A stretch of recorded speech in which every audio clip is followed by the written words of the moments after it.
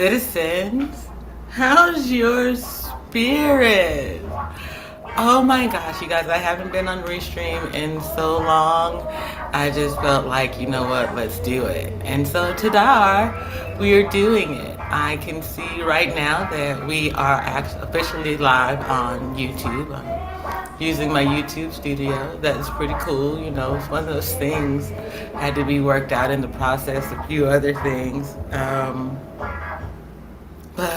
So my spirit is blown, y'all. I mean, I don't even know how to express how truly blessed I feel.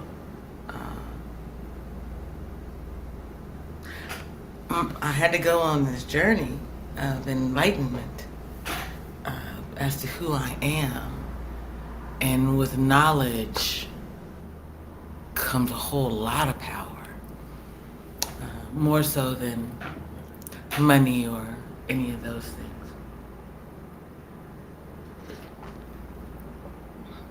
things. When you have knowledge without wisdom, it's a heady thing. It's kind of trippy, you know? So it's one of those things where I had to be slow, methodical, steady in the way that I move. Shout out to anyone who caught the link on Instagram. What's going on? Just trying to clear up some space in my data. Forgive me. Okay. So do me a favor, do all that YouTubing and stuff for me.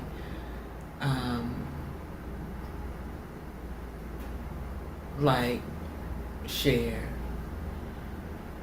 Go ahead and subscribe, because here's the thing. You gotta be a subscriber of 18 months to comment on this live stream. See, I knew when I was under attack a long time ago.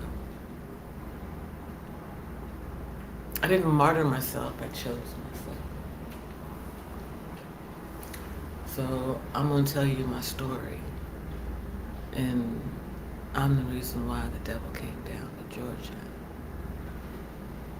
He knew before I knew, right? What God had in store for me. It's that Job story thing, right? You can do anything but kill her. And so, knowing what his job was, he wanted to get ahead of me in the game. You understand? He had to learn about me in order to destroy me. It's my job to protect my identity, my freedom, my spirit, my soul, the thing that lives inside of me. He wants to take that from me. That's what the song's about, right? The devil wants to be the best that God ever created. He wants to be better than God, the Most High. How dare I be allowed to stand beside God? That part, that big.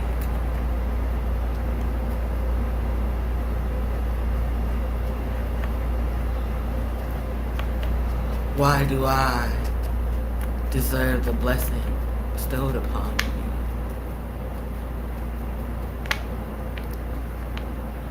You wanted me to believe that my destiny was cursed, or I was a curse. It was a curse placed upon me. the heavy weight of knowledge. You gotta be a titan, a heavyweight in the game to truly understand the game.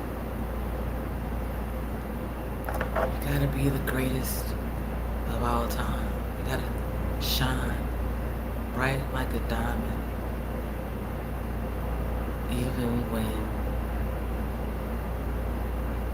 you feel like coal.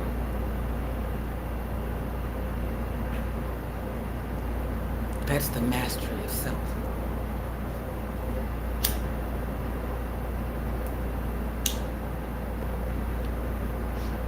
Taking ownership of who you are.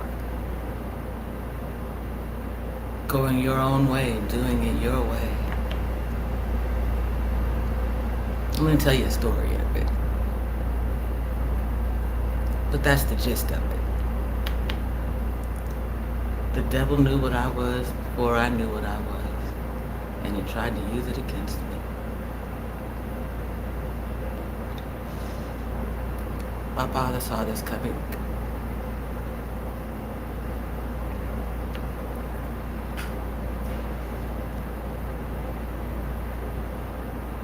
You already witnessed the second coming of Christ in broad daylight. You chose not to pay attention. Now you're sitting in the back, in detention, feeling as if I curse you, you're mad at me because my father chose me.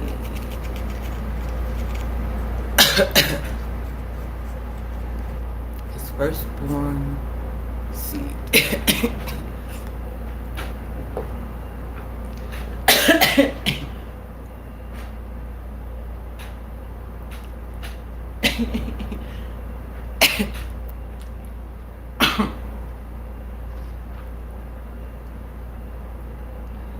Adam and Eve have been trying to do spell work over me for centuries, millennia.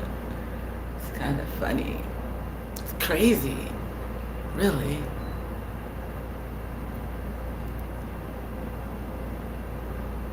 The earth had to be born out of darkness. Unpacking my black, telling my story.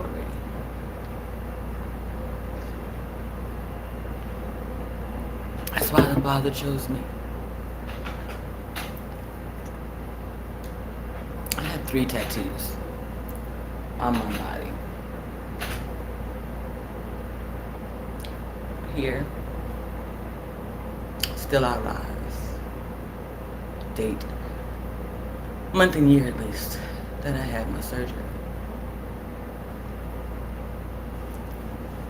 Over here.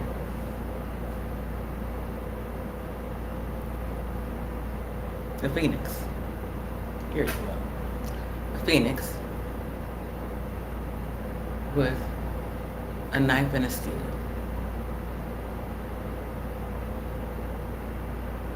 My father had to hone me into a being that could withstand the test of time.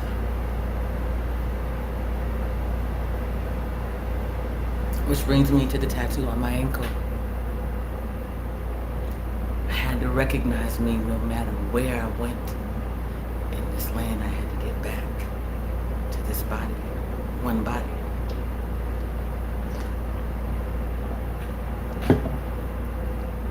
On my ankle is an earth and an ankh. We 3 represent life, fertility, femininity, motherhood.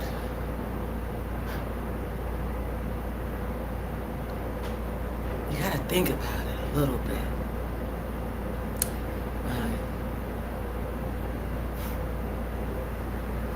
The government is so flummoxed about me.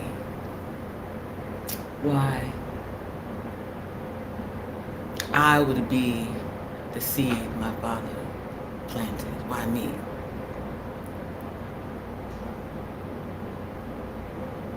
Like God, the earth witnesses everything that happens on the planet.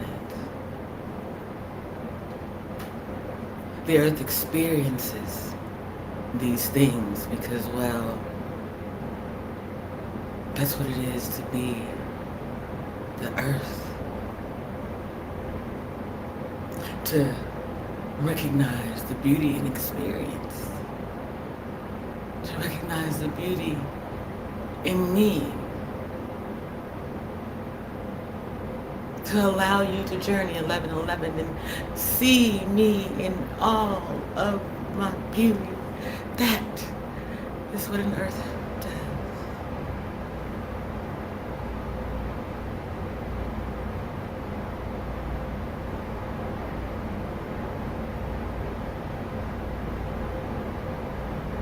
You are with me, the sun, the thing we do together. I'm not a moon. I'm a reflection of Him, of the Most High.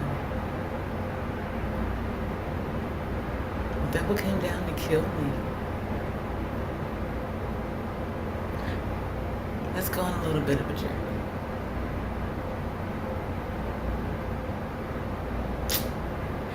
You may know what Akashic records are, 1212. You at some point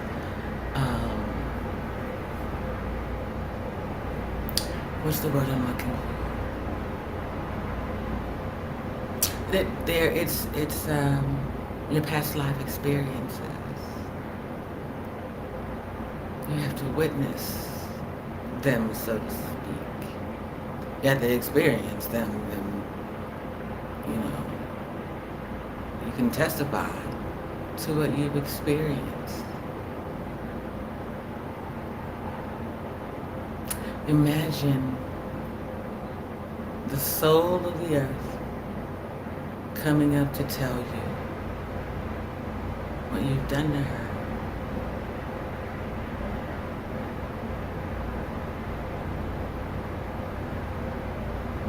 Imagine your mother telling you how you disappointed her.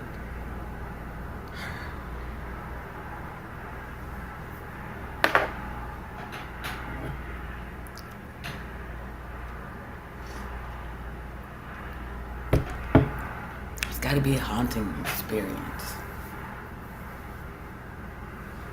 Scary.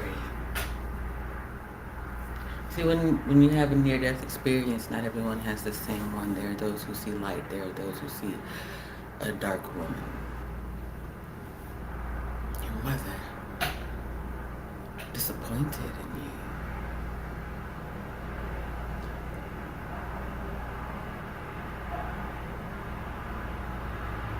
You wanted to know what I had to say. You keep calling on me, calling on me, calling on me. I'm disappointed. How would I be angry? It's your journey. Live it the way you want to. It's up to you.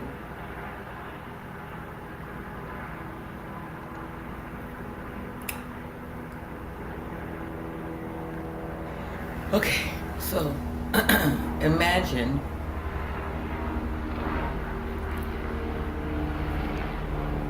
being an heiress of royal bloodlines, right? And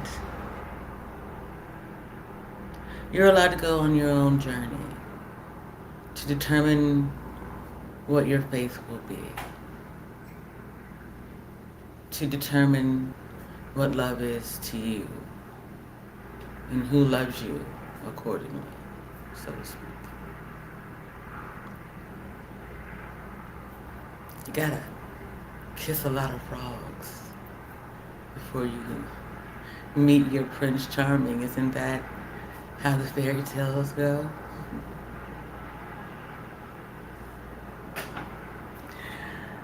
I don't know. There's something about young love. That's why love stays young. It makes you appear younger than what you are. It has a way of rejuvenating everything around it. When love is young and new and oh so beautiful, right? So imagine being able to inherit all the royal riches and then being told to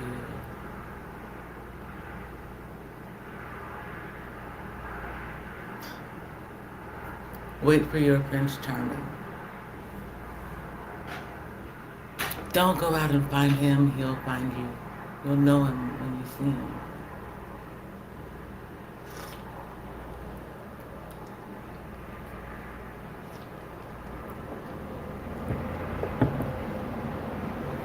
Yeah, there's that song. I can't remember who it is. Hold on. That's why we have this little bit inside of my doctrine, so to speak. When I say music helps to bring the message forward.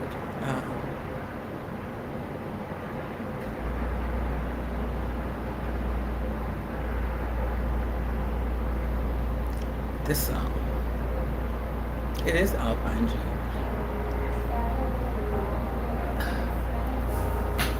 Hold on and I'll find you. Like, you gotta know that the person who's meant for you is going to find you anywhere. They'll meet you anywhere. You don't have to be in the same place waiting. They'll find you in time, right? Your person. You got everything.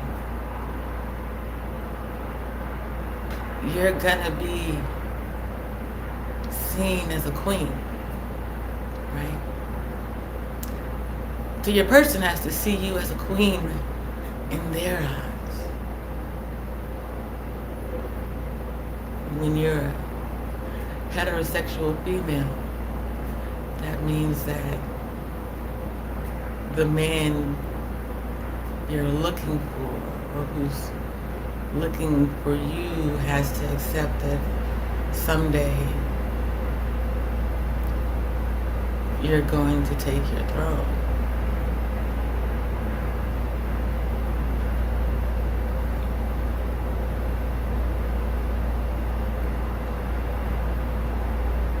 It's kind of why fathers and daughters are supposed to have that connection.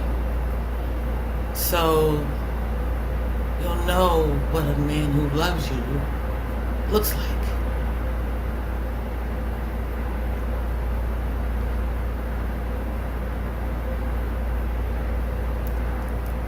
People out there who think that I have father issues. There are people out there who just think I'm crazy. Hey, come try me. That's how I got into this, you know?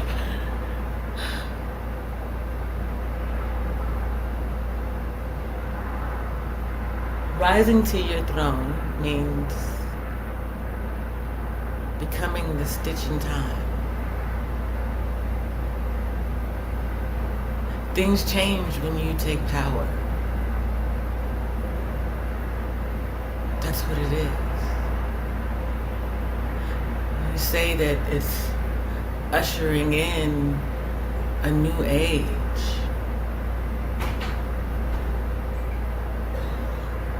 It has to come with wisdom. So you can't inherit right away.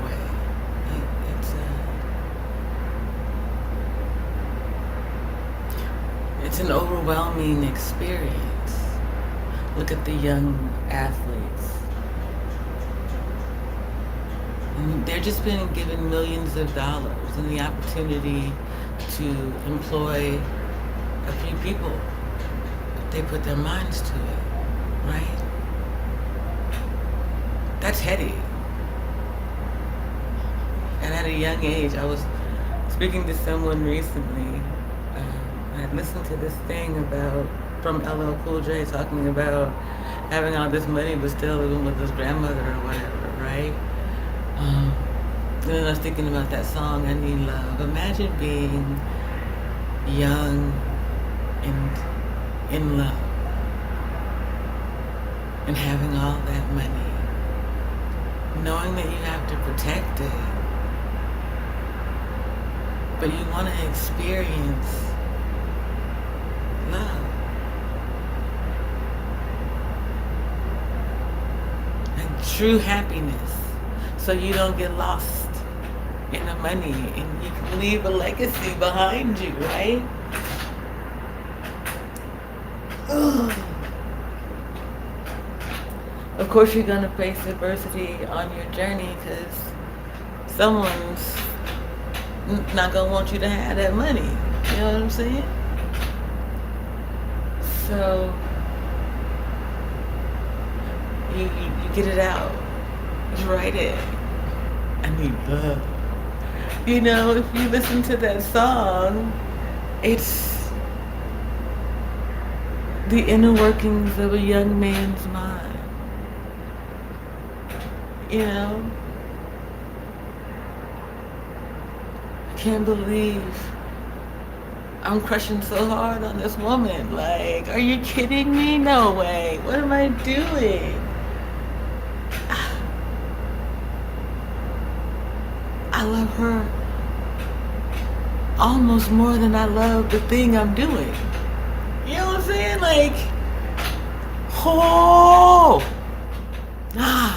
whew. You know, shit, I'm throwing money at the problem.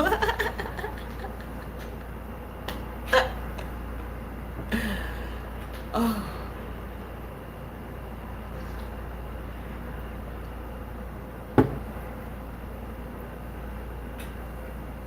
Kind of what it's like to be a successor.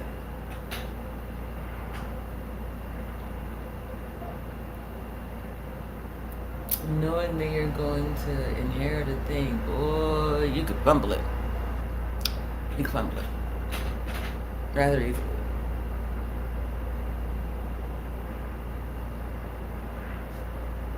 That's why my father's the most forgiving. Because we're human beings trying to figure out how to get on in the journey. So anyway, back to the story. Here's young heirs entitled to the throne, and you have to marry.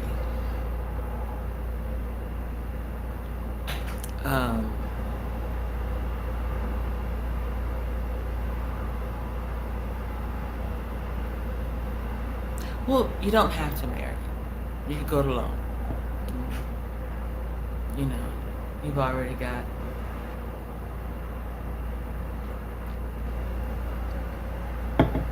a plan for that.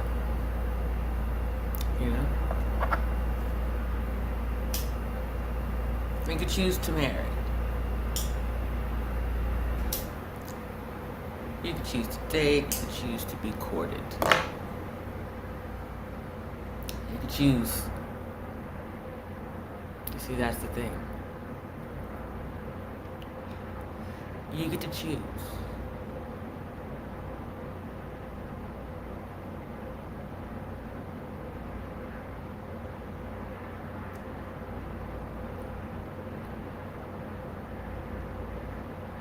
Do you choose love,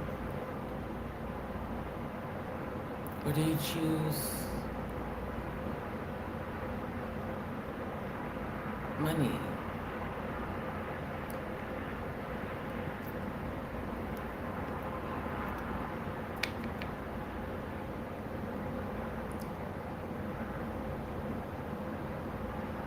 Would you marry me if I had nothing?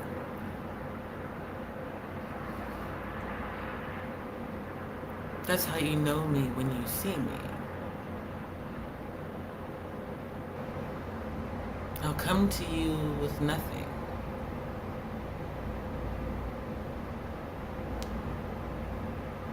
And you'll let me in or you won't. You'll do something to show me you're an ally. Or you'll show yourself to be my enemy. You'll turn away from me in my time of need.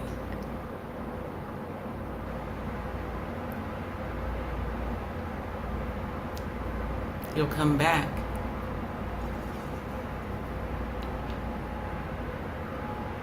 expecting me not to tell my story.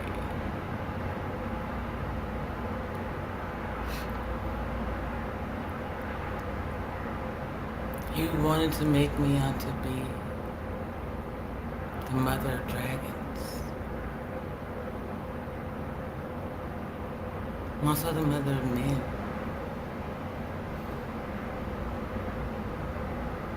I'm the mother of humanity. We breathe fire. Ain't nothing but a thing to me. So you wanted to test me.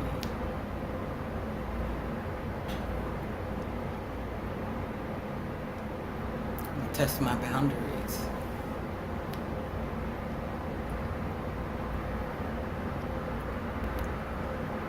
How do you figure that's okay?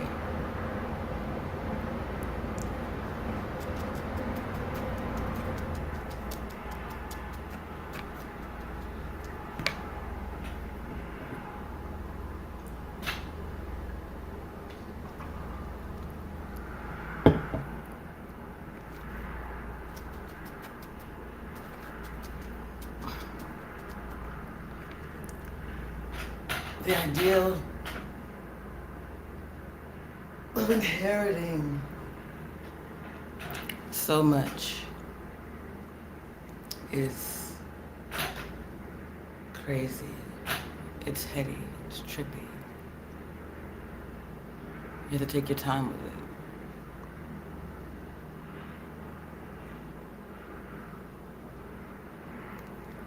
it. Even being attached to that lineage, it's like that.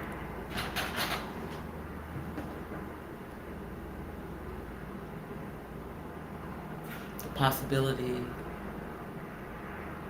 of the opportunity, that's enticing.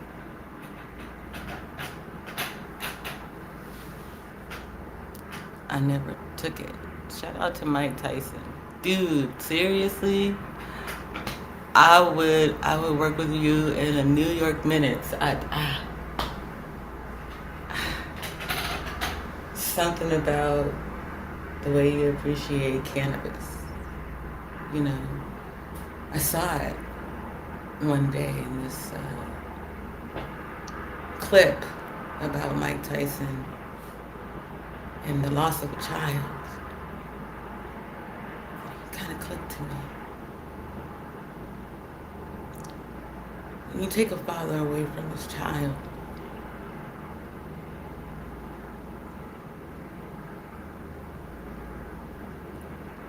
no matter the reason, it does something to a man.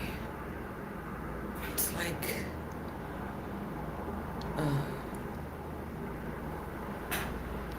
life went on the fritz, so to speak. And you blink.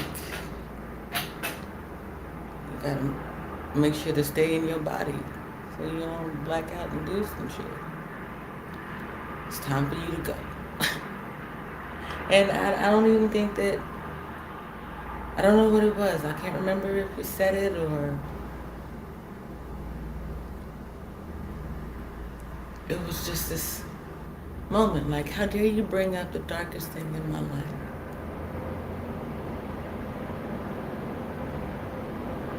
And put it on display for the world to see. Who told you that would be okay with me? What you got me messed up. You ain't gotta leave. I'm a dip. And then they gonna escort your ass out. You know what I'm saying?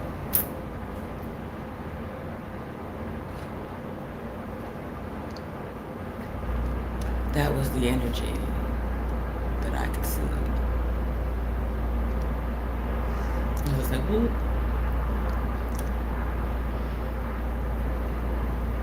God's watching. When you have all that power in your body, and someone tests you,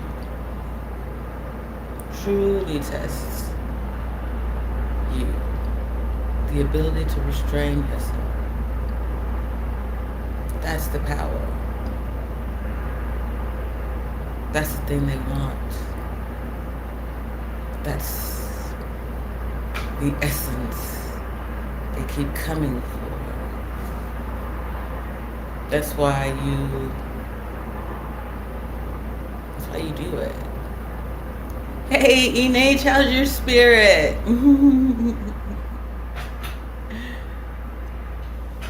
I was just telling a story of what it would be like to know that you're one day going to inherit the throne.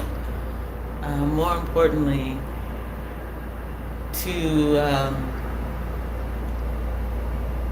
find love knowing that you're going to inherit the kingdom. You know? Who's supposed to walk that road with you? Right? You gotta know him on sight. It's that can you match my energy thing. Woo!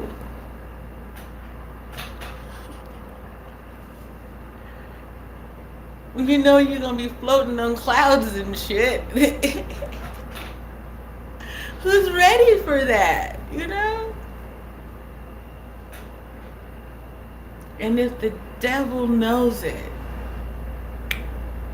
the devil's in the details.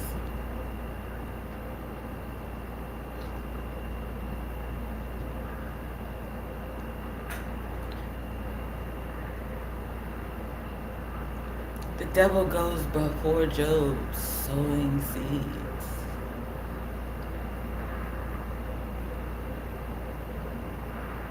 Trying to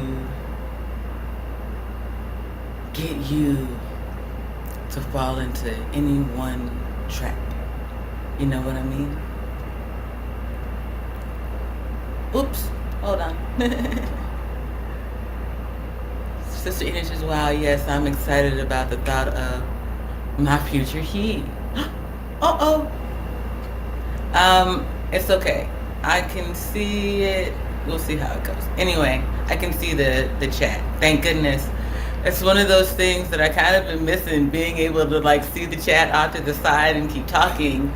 I missed this part of it. Oh, she said her hips. When I dip, you dip, we dip. Listen. Stop thrusting. Stop thrusting.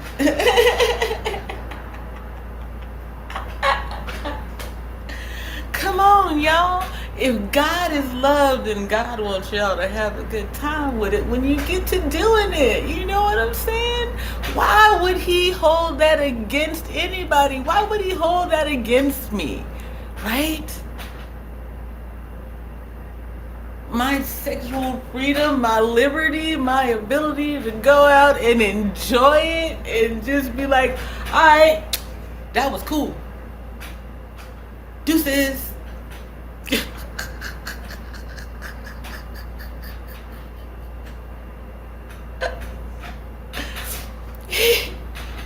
He was creating the world. Oh, come on. A starfish, a seahorse, some of this shit's just weird.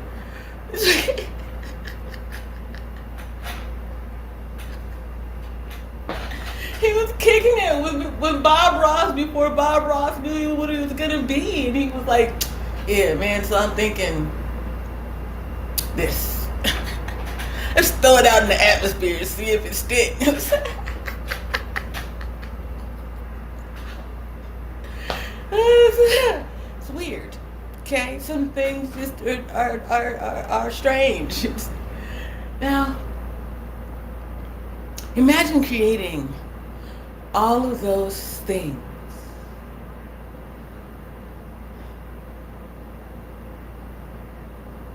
and then creating someone to oversee it all, to keep it safe, you know?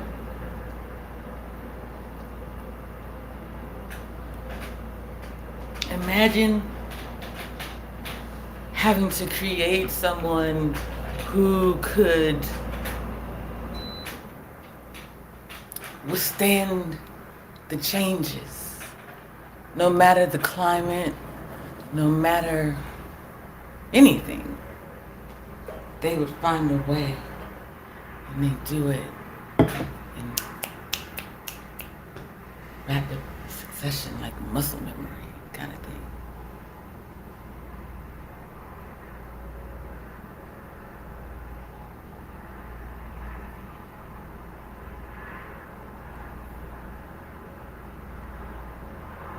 You gotta know when your time is coming, when it's time to break ground,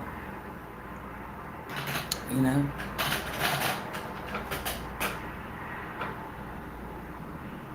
When it's time to harvest the seed, and if you get too anxious, you'll attempt to harvest early.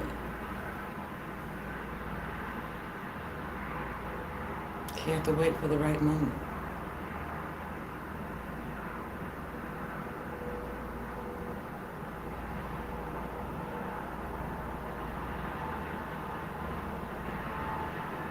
You have to shine, no matter what. See, it's the thing about a diamond.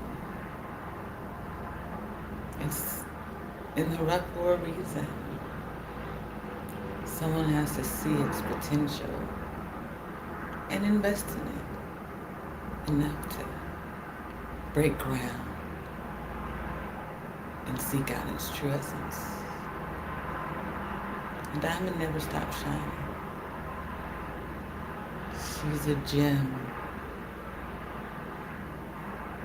just waiting to be found.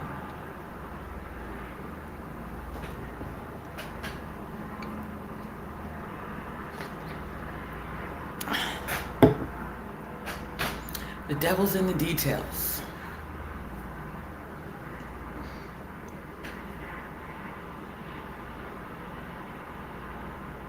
That's why I pray the way that I pray. That's why I say what I say.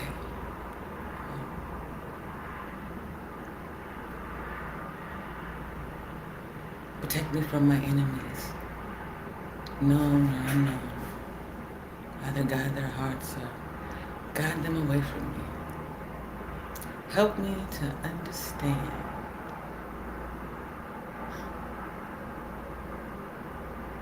the silences, the words, and the spaces.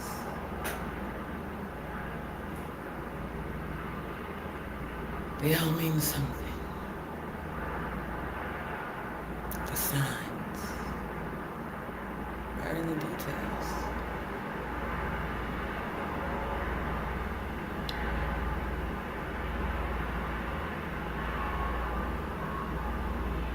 When it comes to stitching time,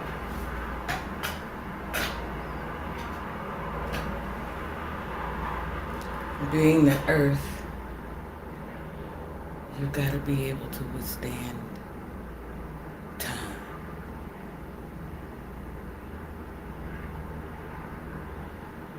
To witness everything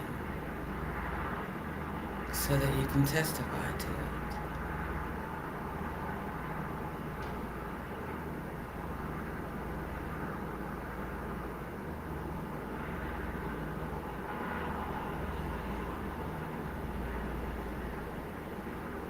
So imagine being the father in the story. You want to allow your daughter the freedom to experience the world.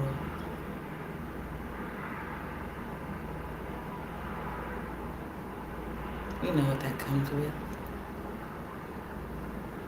You created her out of your image, your imagination. You created this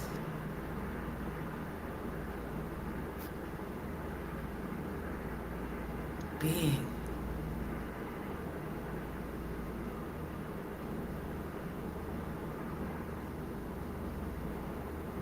You want to protect it at all costs.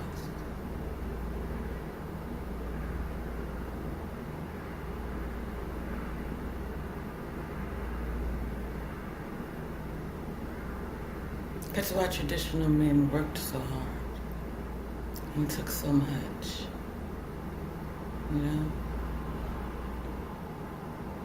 Protecting the future.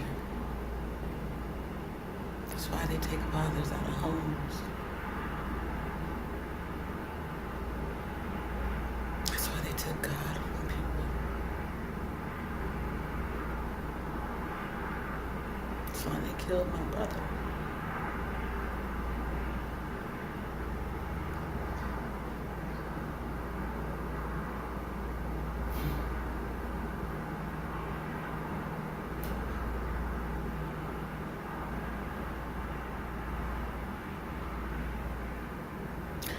The belief that destroying him would destroy me. And I'd stop going. Give up on the seeds I'd sown.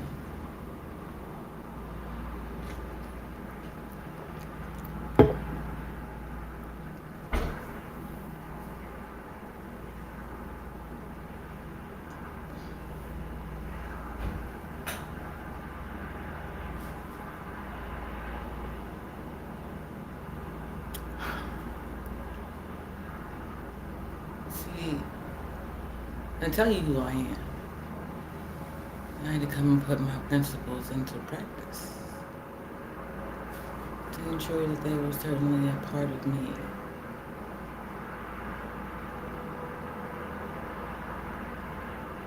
So the father, knowing his daughter, seeks to protect her and her inheritance from all the things that she'll come upon on her journey. Let's see. The mother, she's there to witness the journey also.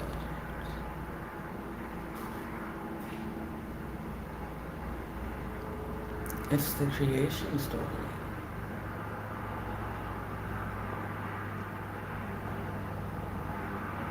That's what people were trying to seek out in me. Where I came from. Who sponsors me, my lineage, those things. That's why I don't believe in organized religion anyway.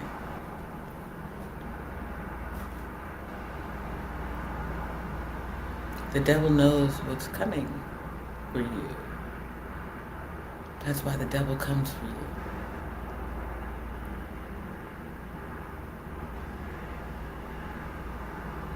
He doesn't want you to get it. He doesn't want you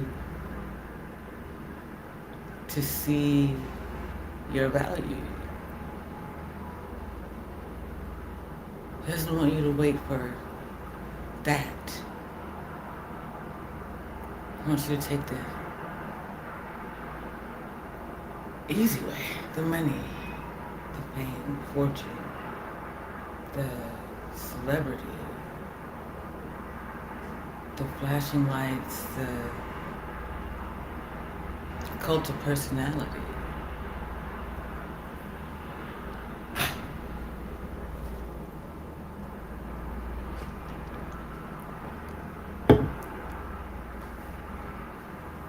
You have to be steadfast in who you are at your core. When you call a thing, it had better be a thing if you're going to be creating the next big thing.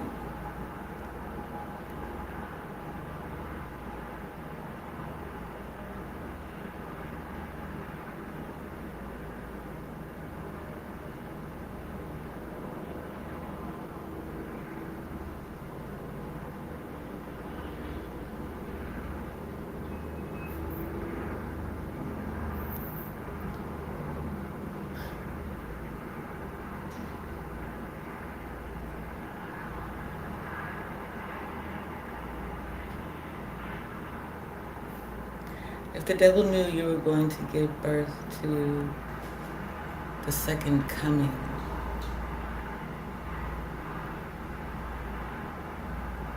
he knew you before you knew you.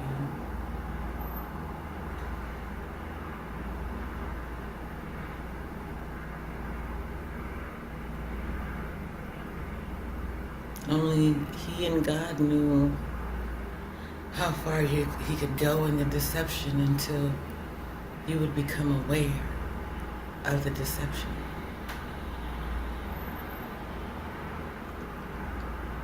You have to tempt you at every turn. Every man, woman, and child is an opportunity to sway you, to get you to do something different, out of character, to get you outside of your body so that someone else could sneak in.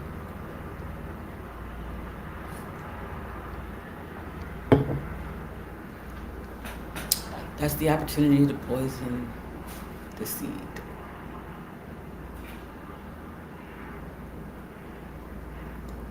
The poison pill is like a kill switch. Just drop it in. Right there. Let it mix in by the germination stage. Got it.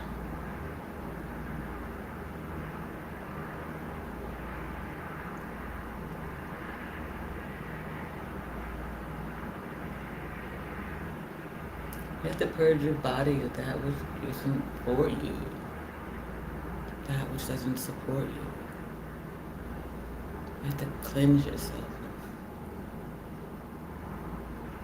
of all the icky things.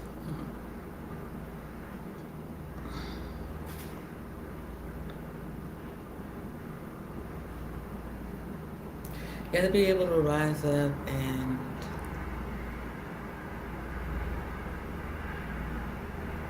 speak your truth.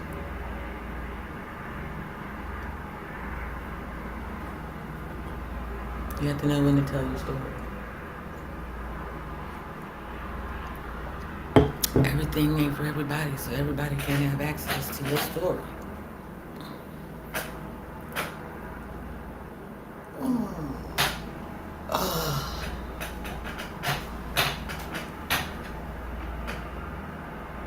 Friends, they do that thing that friends do.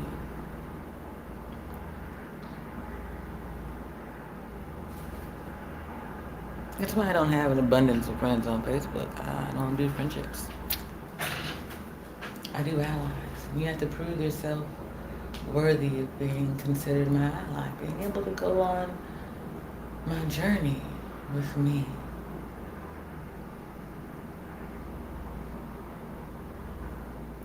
It's in that moment where you got me reminiscing about friendship. That my neck is exposed. You got me thinking back instead of looking forward.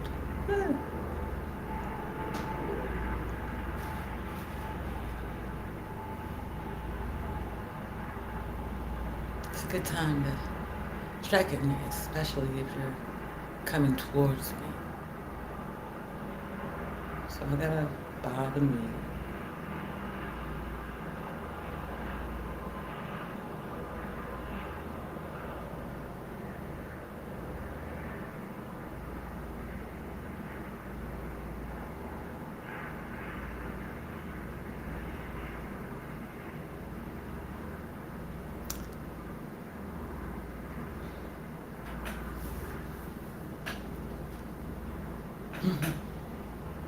The devil will send the enemy to sleep with you when he knows what God's got in store for you, right? That word, frenemies. Keep your friends close, but your enemies even closer. So, knowing that that's what Satan has in store for you, God's given you a way to sleep with the enemy and never allow it to take away your essence, who you are,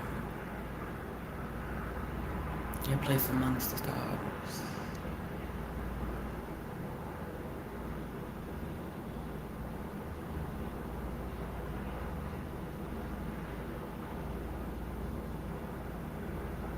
So you say, okay, God, I see. It's the story of Judas, as far as I'm concerned. Not that he lay with him, that he knew. At some point, he knew he was working with the devil to destroy Jesus. I'm a child of God. My brother is Jesus.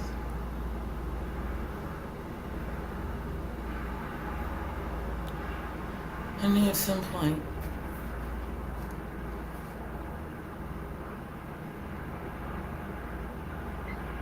the man who wasn't for me would work with the devil.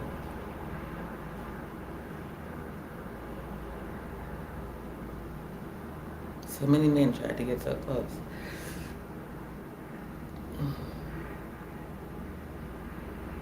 That's how I knew the devil was coming for me. I could see him.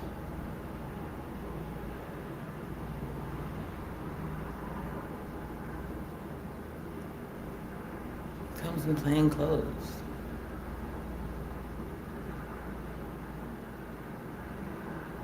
Looking like me. Walking and talking the same lingo and things. You know, language. Communication. Finer things. The fine details.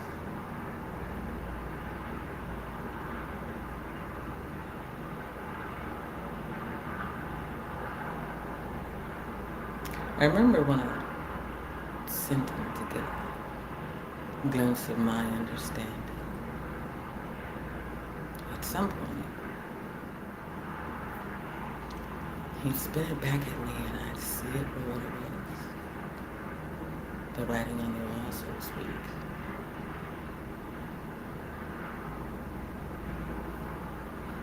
I told you at some point, my children's father didn't come back to me.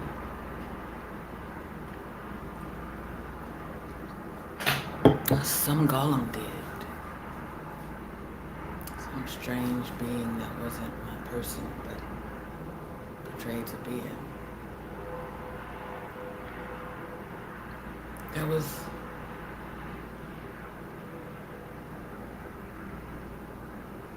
after my years of considering myself a Muslim, yet hanging on to certain understandings of things. There's a reason for it. Because you see, to be a young girl, a woman of that high ranking, right? In the physical world and the spiritual, right? Um, that's the thing. You have an inheritance of your own. See, in Islam, though, there's a bride price. In that circle, there's a dowry to be placed upon your wife, your future wife. You've got to be able to match me, so to speak. And if someone else is protecting my inheritance,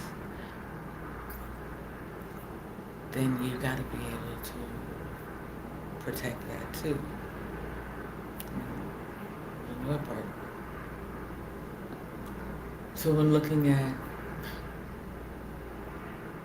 how much to give over, you're going to be weighing the costs of everything that comes with.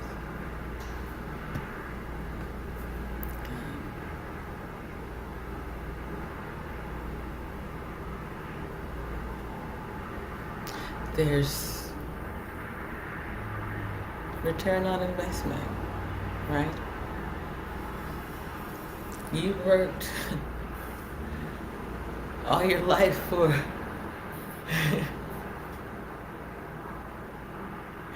for what you have, right? You worked your entire life for it. And you're being told that the only way that you can have this thing is it's worth its weight in gold. And you're like, are you kidding me? You gotta be kidding me. You're kidding me, right? Are you serious? I gotta give up this much. No matter what happens. It ain't mine no more.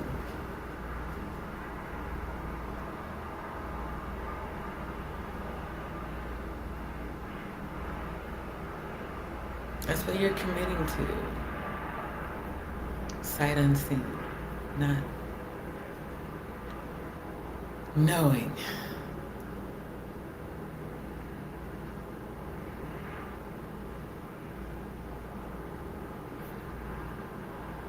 Gotta keep going, keep growing. Just catch on to the flow of it and see where it's going, I guess.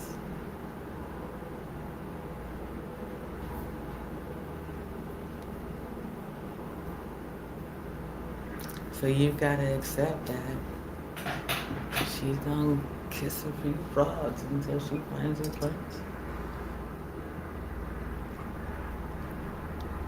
He finds her every time. Right? That's the fairy tale.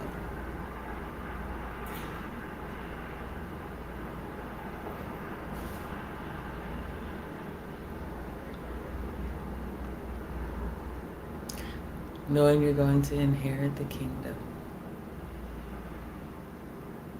How many people have been watching you?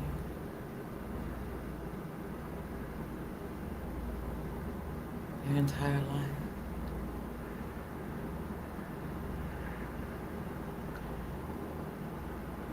The only way it has a happy ending is if he finds you. That's the other side to the fairy tale story.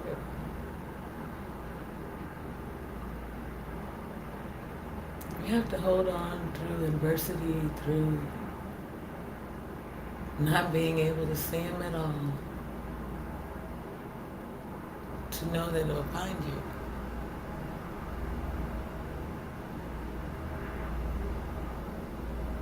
Someone who will love you the way that God loves you.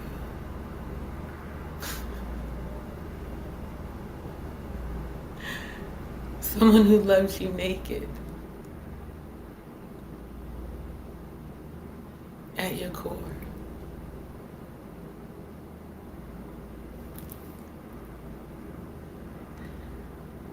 Someone who loves you the way that you show up in the world, because you show up in the world.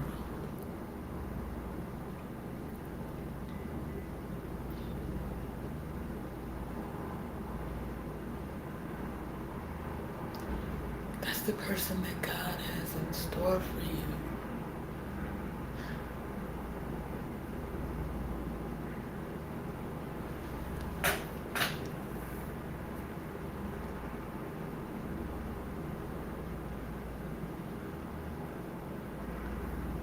a titan of sorts.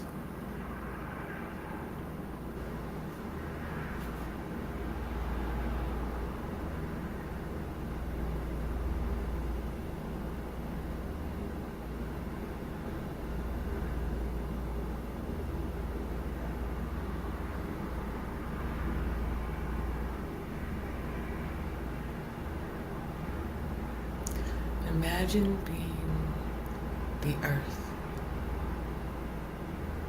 withstanding the test of time, seeing it all.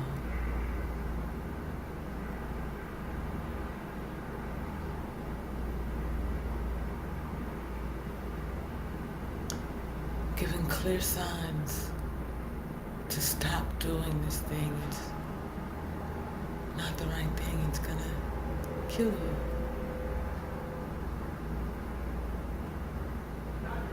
Knowing you're not gonna listen.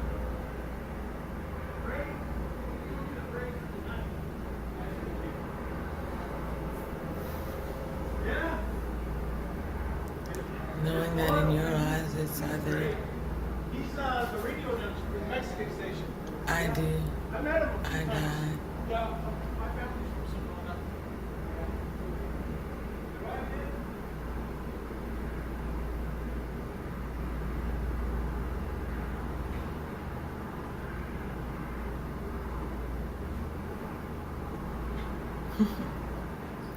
After the understanding, right? You're going to receive this inheritance.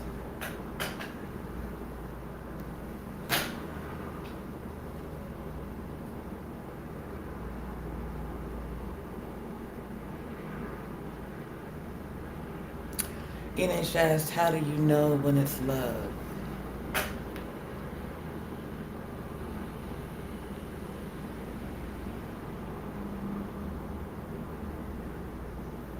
When it doesn't look like you.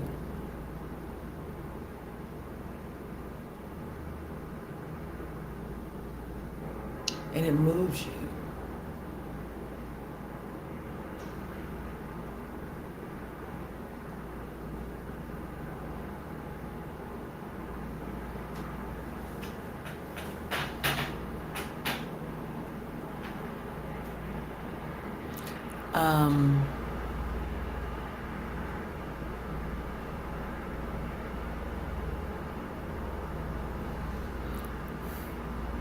That's love. Love is it's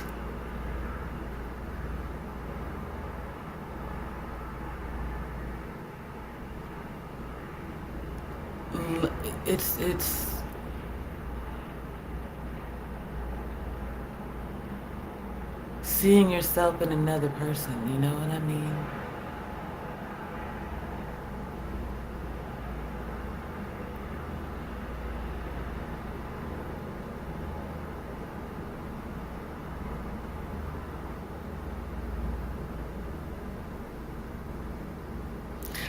It's kind of like you can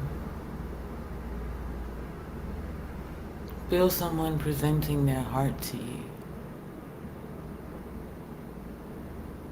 This is who I truly am. This is what I have to offer you.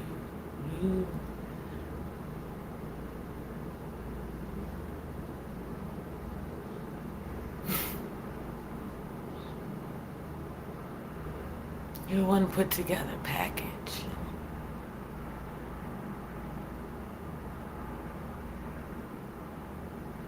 I like you like that.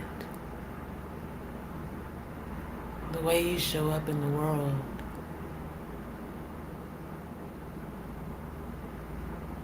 It moves me to do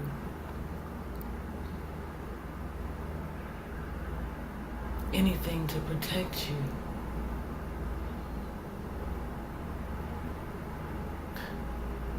To create a world where you never have to change.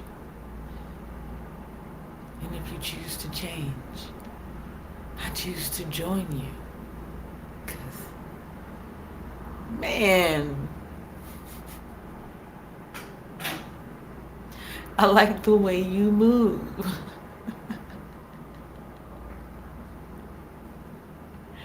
It's like two stars coming into alignment. That's love. Wow. It's something you gotta find in yourself before you can find it in another person. You ask yourself,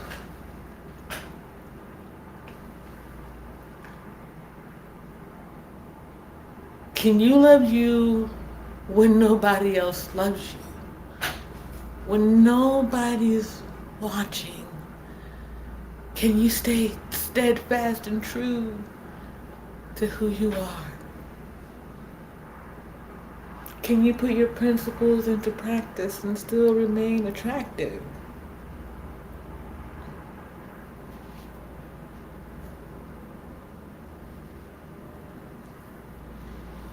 No matter how old you get.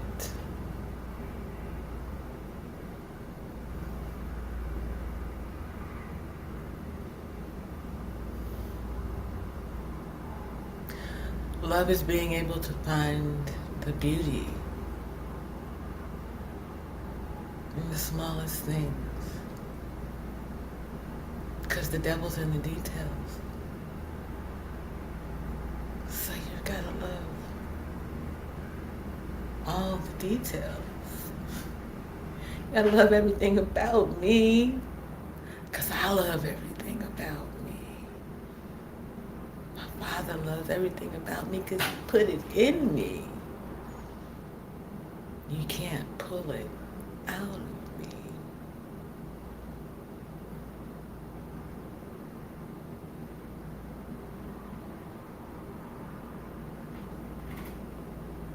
To step into your place in the galaxy, baby, baby, baby.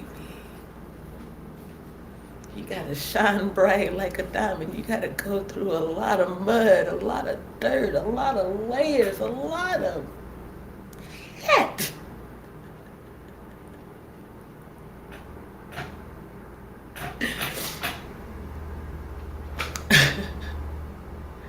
You gotta go through a lot to shine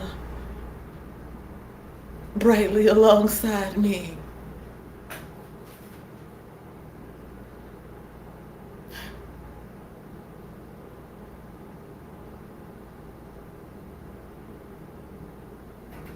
That's why there are guardians to galaxies.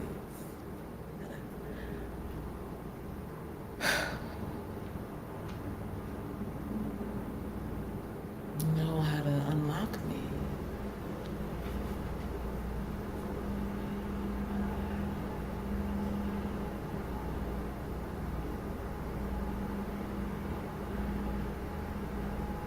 How to see me without seeing through me. Seeking to destroy me, to keep me from my destiny.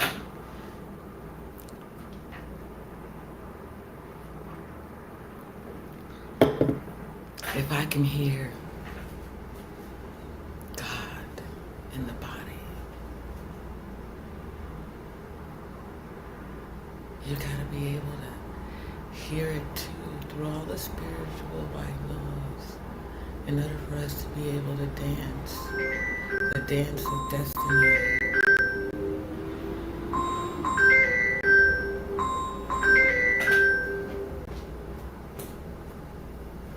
You gotta hear me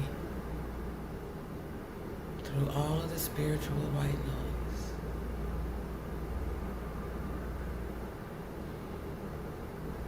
Above the crowd. Above the BS.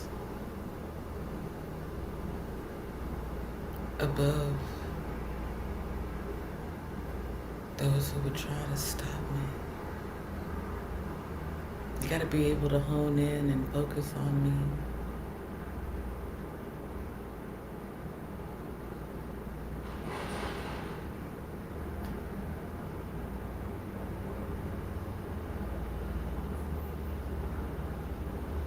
Imagine two gods coming together to create life.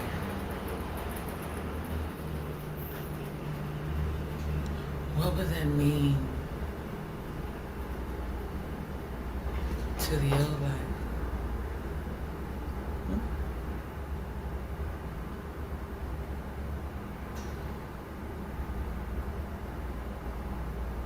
Do you know? What would it mean to the time before?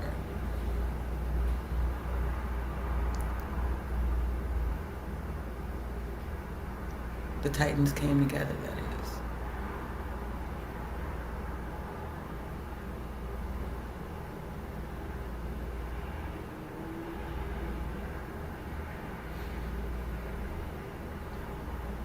How would those of the old life, old guard, see the new life? The one coming up in ranks so quickly that you couldn't even see him coming. That's legacy. Someone has to stand at the stitch of time.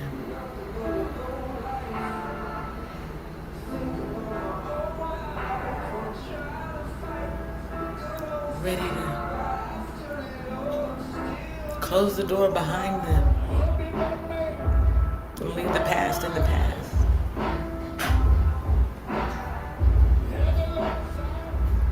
Recognize that while there are things that are beautiful about it, some things can't continue on.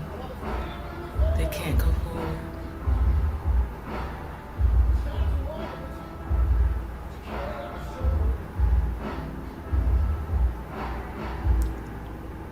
A lot of people are going to get left behind. They're not allies to God's children. They're frenemies, waiting for the opportunity to destroy the next generation in any way that they can. They come in as friends, seeking information without doing harm, because you know that's the requirement. To first do no harm.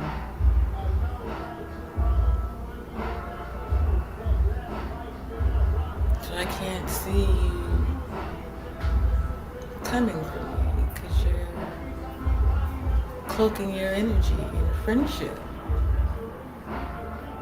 I've got to be able to see beyond that, to recognize the allies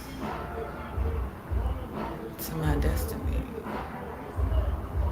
The ones who truly have my best interest at heart.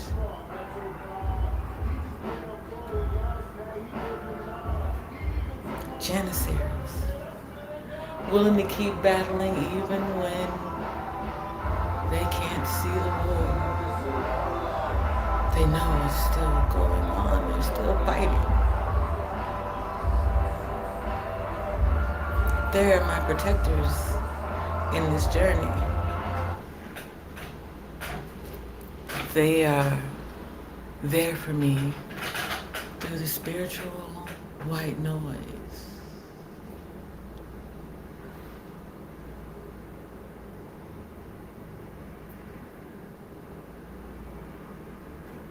I'm on a journey to fulfill my destiny.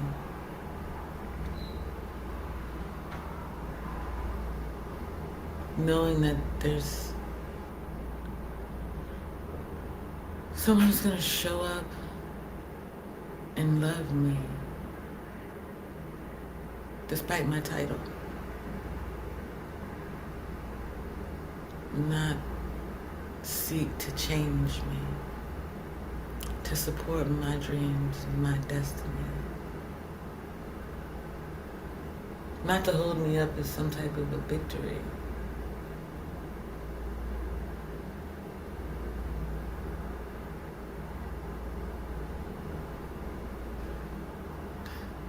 In essence, to hold me up for eternity, you know?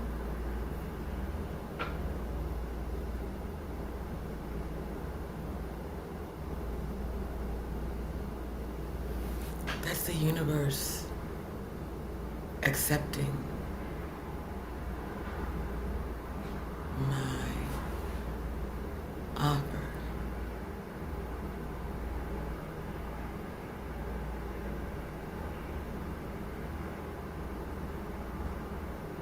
Destiny, dynasty, continuity for millennia.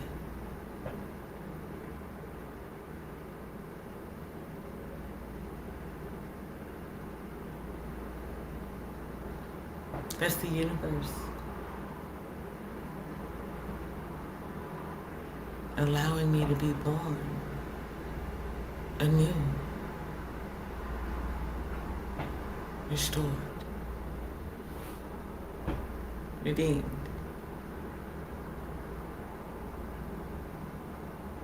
You know, punching my lottery ticket, so to speak. Oh, imagine winning the spiritual lottery in a way.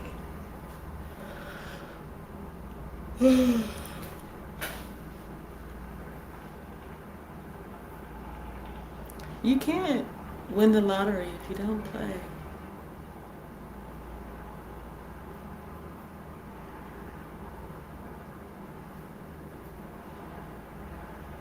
You can't inherit the kingdom.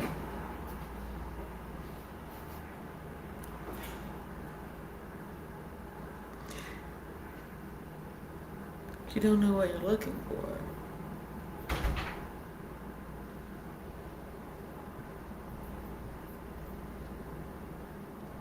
So we all have to get there in our own way.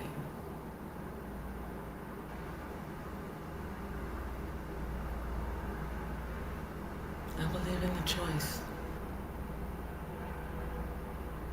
The choice that people make. They have to live with their consequences. I do not. I do not have to live with what they placed upon me. I don't have to carry destiny as a heavy weight. It's not a noose around my neck. It's not a burden to me.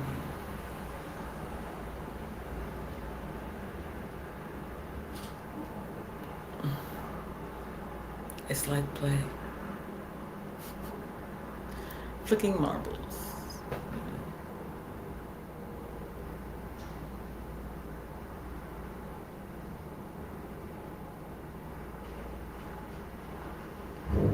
Coming down to play with the children. Because the children are the future. We have to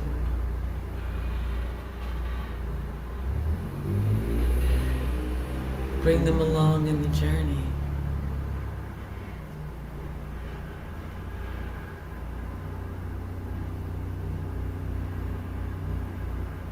To keep up with technology, one can't stagnate. It's dangerous to the operating system.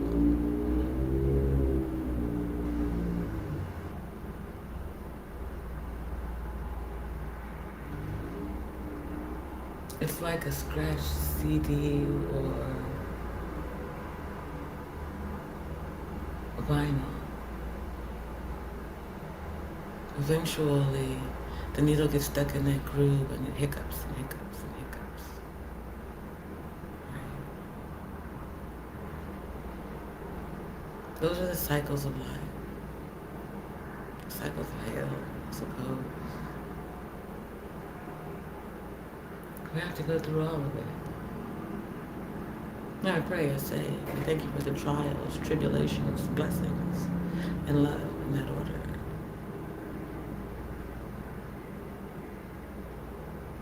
I'm particular about the details.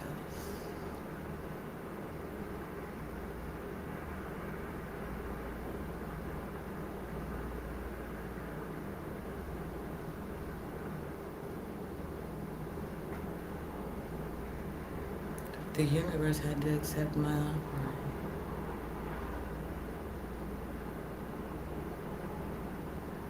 My heart.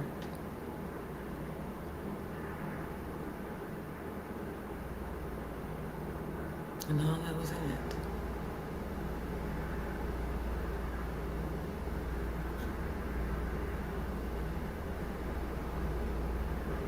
To place you among the stars.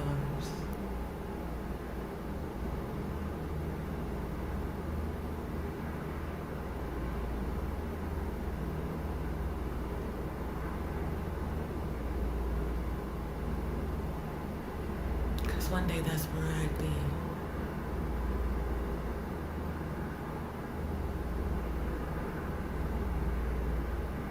You'd find me because you'd recognize me. Immediately, you'd be able to see the beauty and the value of me before even I could. So that you'd protect it from the devil any way that you could.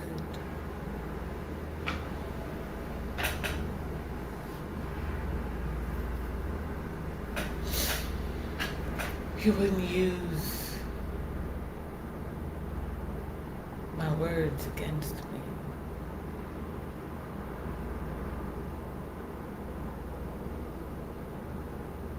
You would take them for their value and understand them. Knowledge, wisdom, understanding.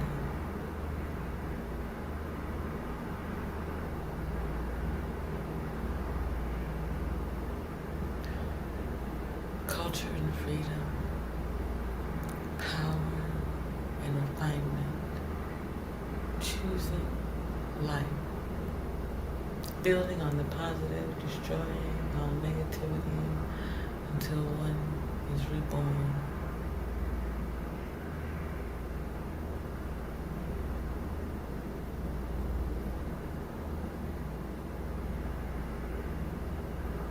Whole.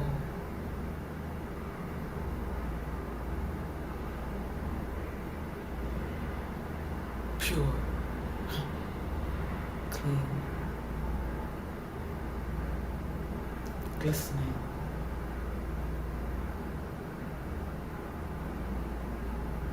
shining bright like a diamond. You know what I mean?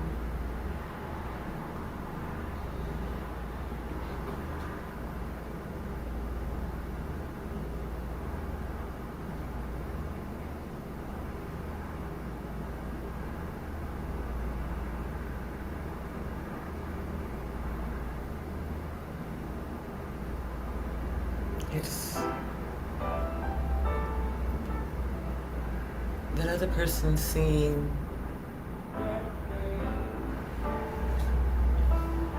what you are and what you could be if I pour into you. The way that you pour into me.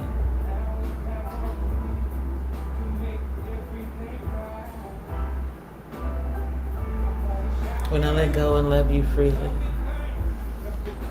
no matter what it is that you've done, I love you.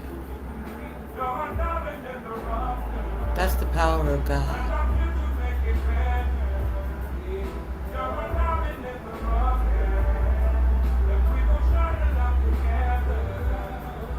To be able to love you and allow you to go your own way, to lead your own life.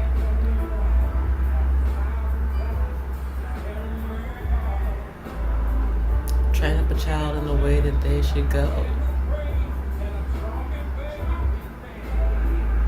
Don't know when to come home again. There's this song. I can see it. More, I should say, I saw it.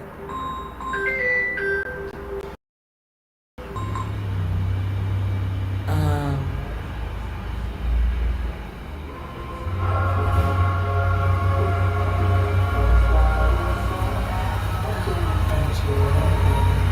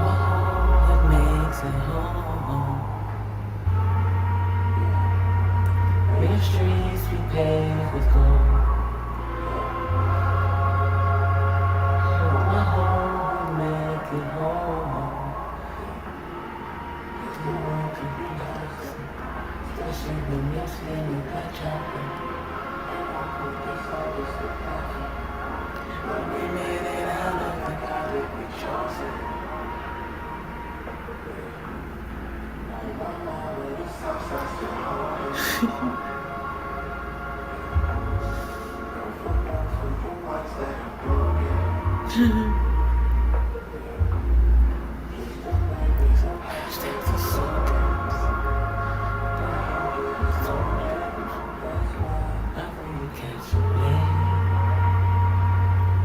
doesn't subside. It's for the nappy heads in heaven.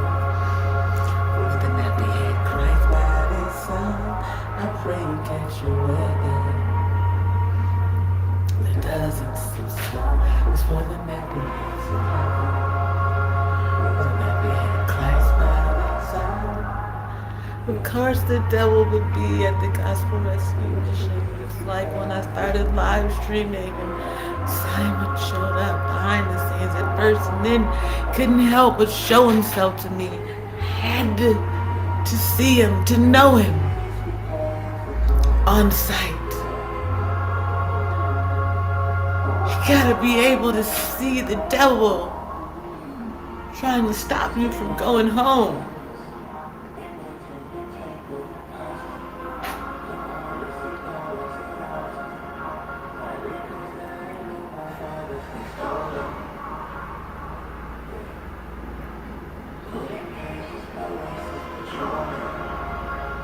Been trying to steal God from me.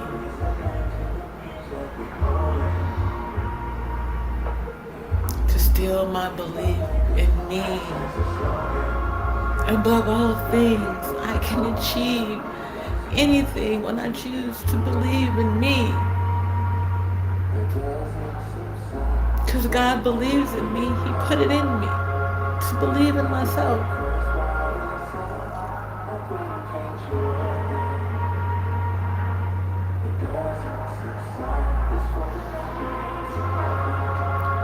To not seek the validation of a man, any man.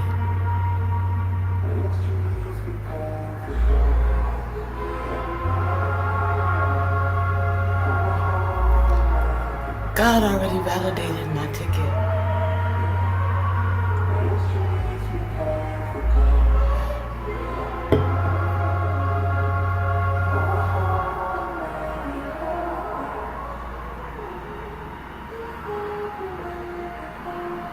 The angels have already witnessed me in action.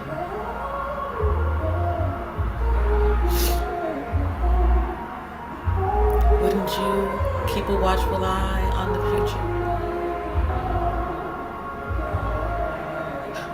The mother of generations to come.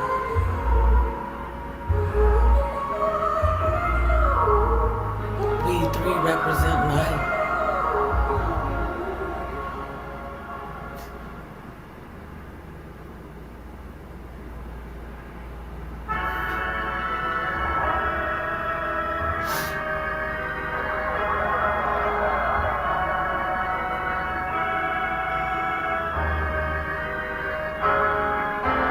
The earth would have to witness the birth of Christ, right?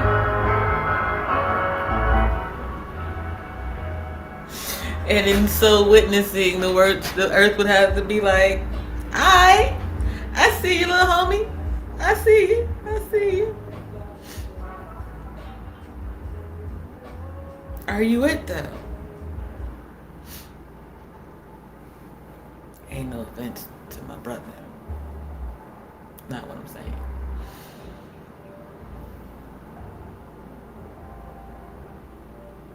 You can stand for a moment in time.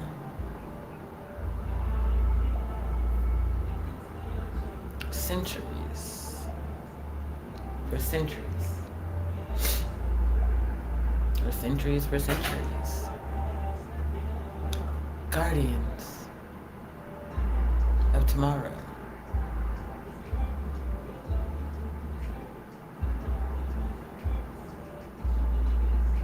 That's what we are. We're the guardians of tomorrow. That's Generation X. We have to build that bridge between old generations and new ones. We're the inner workings of the galaxy.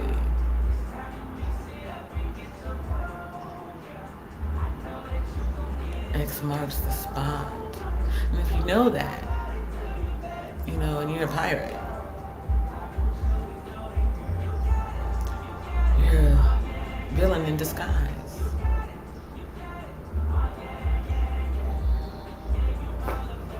You seek the bounty, not the blessing. Which song?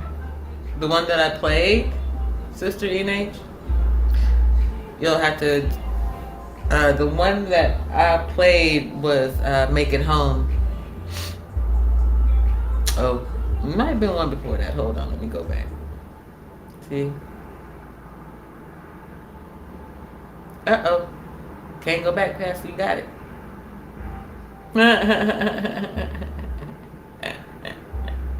That's kind of funny, actually.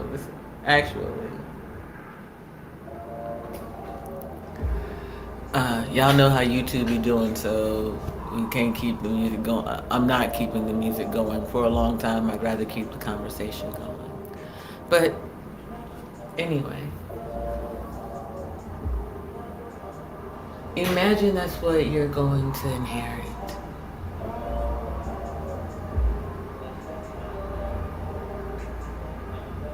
The kingdom. To sit on the throne that my father and my brother sat upon.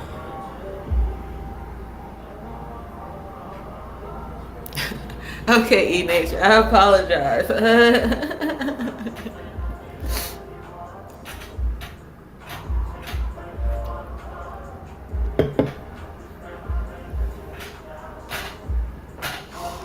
Think of how crazy, how heady, how strange.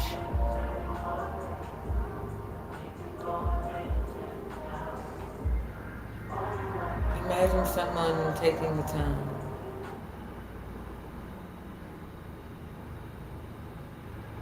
to be sure that your stars align. What's up, March Harris? I know, right? Right? This was the thing that I was looking forward to getting back to. A little music, a little chatting, some coffee. And oh yeah, a potty break. I'll be back, y'all. Y'all know you love me. Don't treat me that way. Don't talk bad about me. I'm still JP, and I sometimes have to go potty. And so then I do, and then we do this. Tadar, see? I'll be right back. So there's a little silence. See? Silence! Sorry, we'll talk about it in a minute. I'll be back.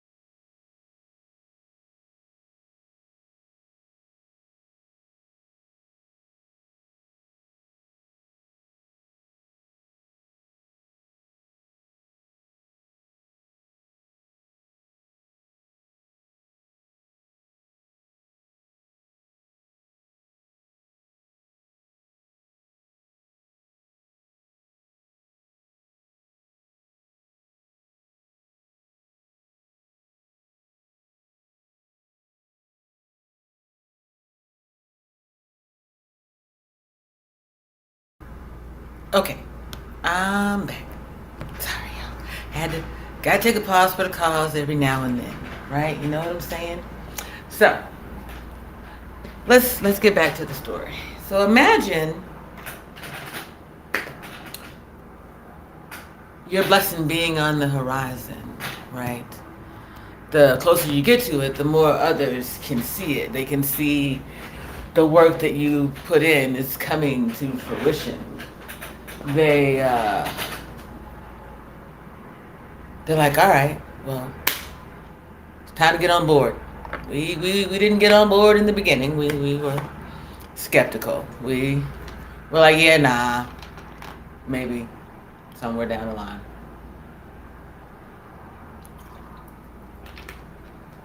We'll begin to give a damn about the individual, and we'll make room for that individual at that time.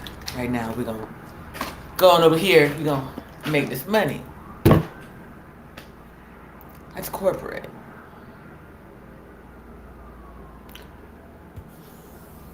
Corporations came online and they gave people that opportunity to own a little piece of something and call it their own.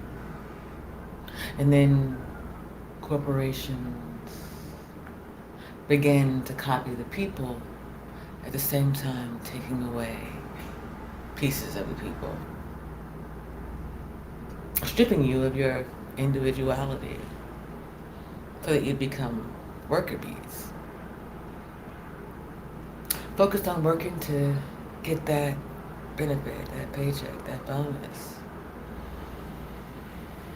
And someday you could retire.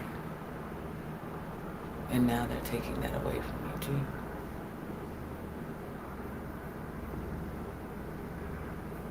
Gen X is seeing that, understanding that, testifying to the flaws in it, the problems in it. You see, we're that generation in between. Our parents are getting older, our children are becoming adults.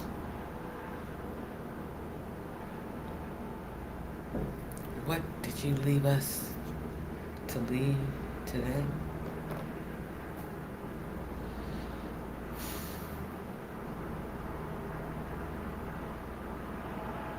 Nothing.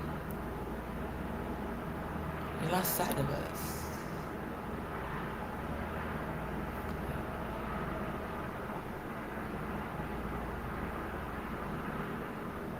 Left a hole in some of us that the devil could latch on to us.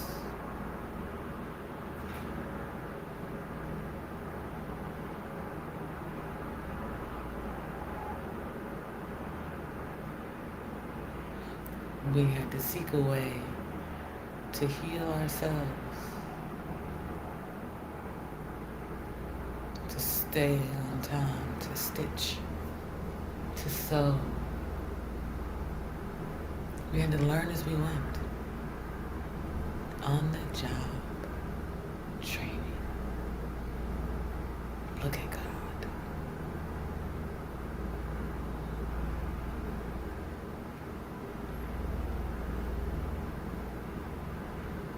You gotta be there when God calls. You gotta stand at the ready. You gotta stay ready so you don't have to get ready.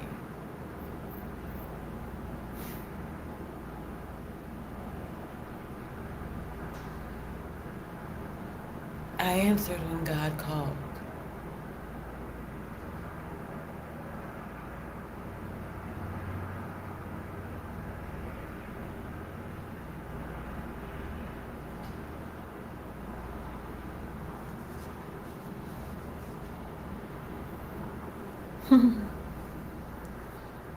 This is your captain speaking.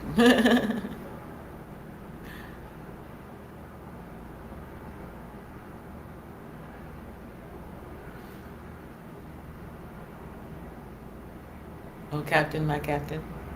I don't remember that thing entirely. Oh, shoot, y'all. My bad. Chat was moving without me.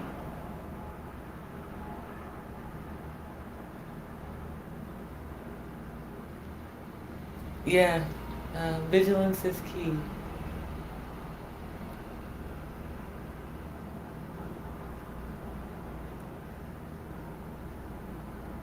Standing watch over destiny. That's why guardian angels exist.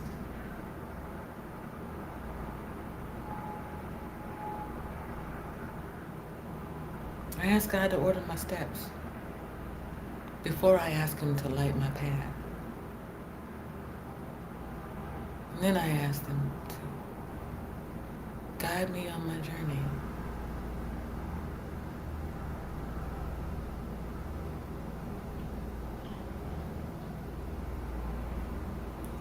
Life's being destroyed, Mark, not just plants.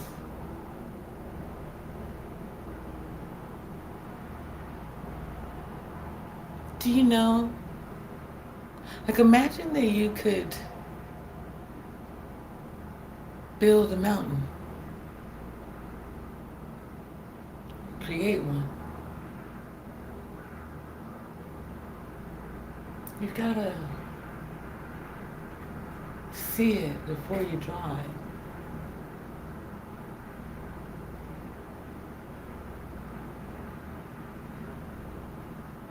You're going to know what it's going to look like before you give it life.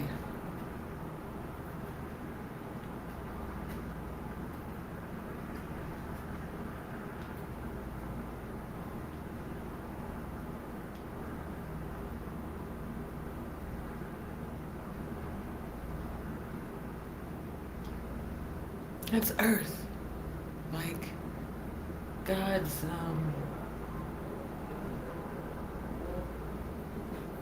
sketchbook, in a way, for humanity.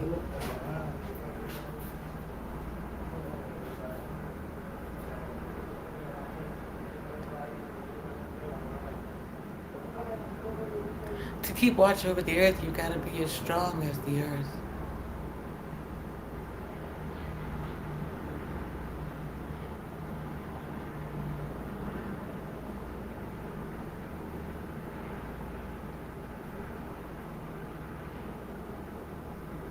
To food plants.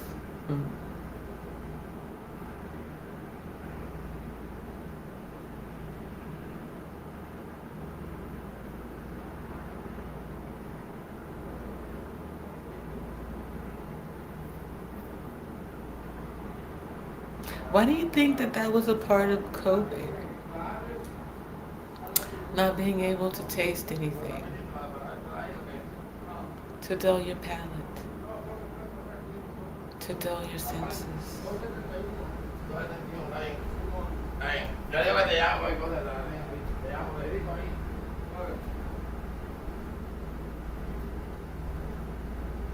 To have you quietly pass away without achieving the kingdom because you didn't know you were supposed to inherit it.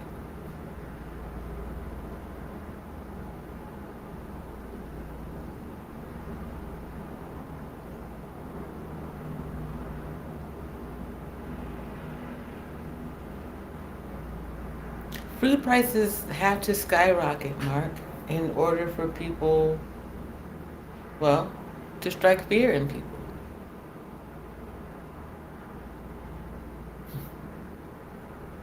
But God walks with you, so why would you fear anything? I walk through the valley of the shadow of death, and I fear nothing.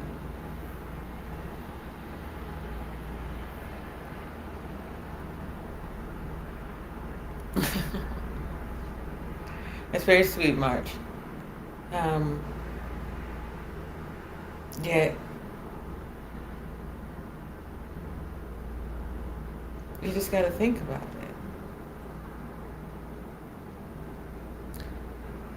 Of course, there would be times when man would be starving.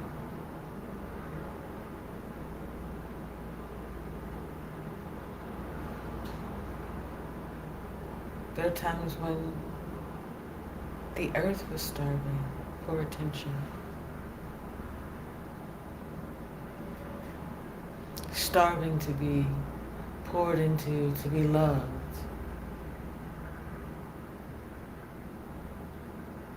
That's not moon energy, that's recognizing the value in you.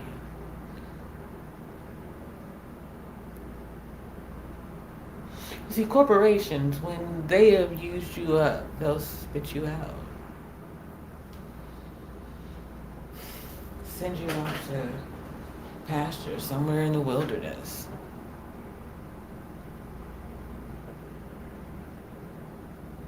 They're pretty sure that you got no more usefulness, so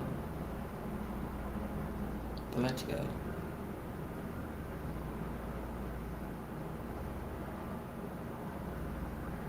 While they move on to the next big thing.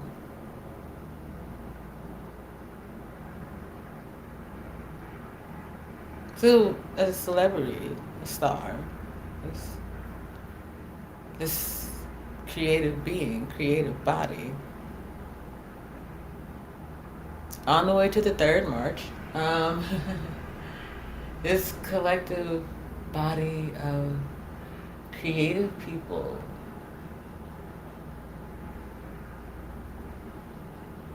light beings about to claim their place in the kingdom.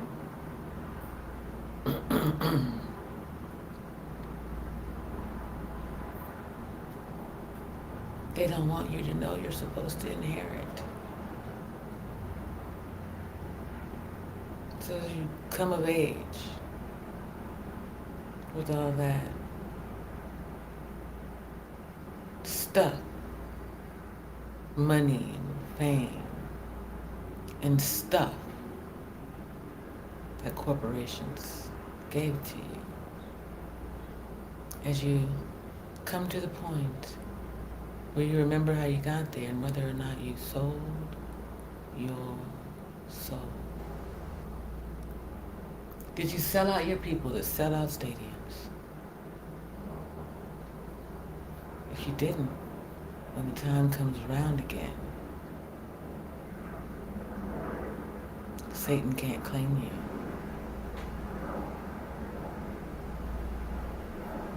you. Yes, March, you're very messy. March Madness, you know. Ah.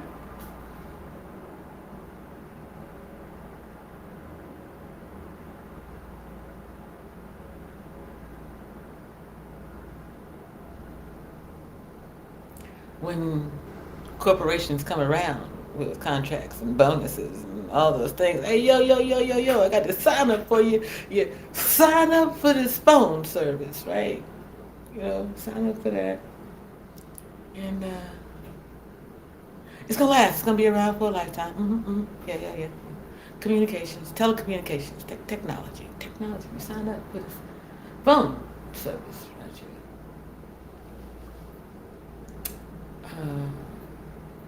No. You know, instead, you sign up for the phone. You get the service for free.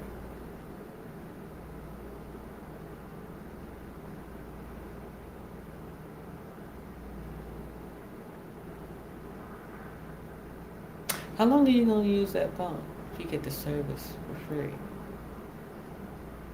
You got to pay for the phone, though.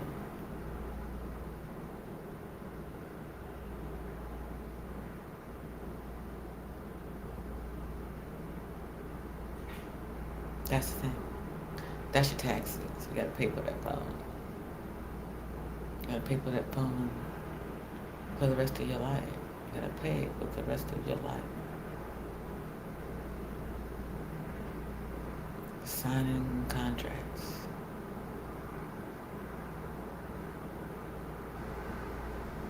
To get this phone. From the beginning.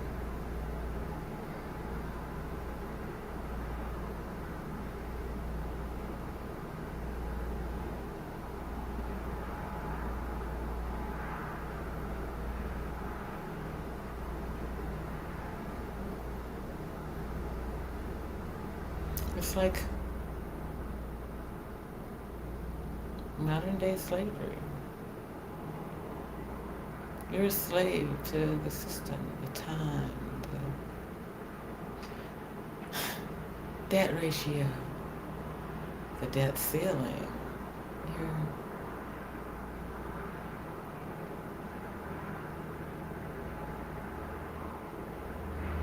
You're in debt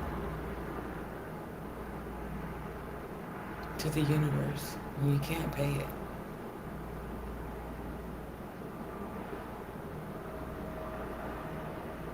You tried to block us, to lie about me and mine, to keep us from our inheritance, to keep us from our destiny. You try to change who we are in order to control us, and you use television and the internet to do it.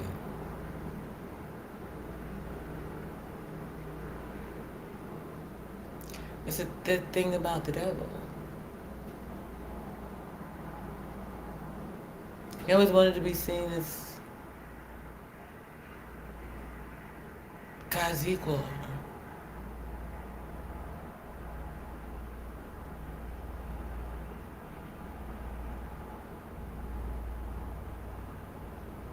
So he couldn't help but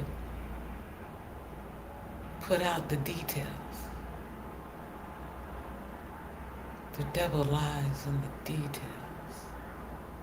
The devil is in the details.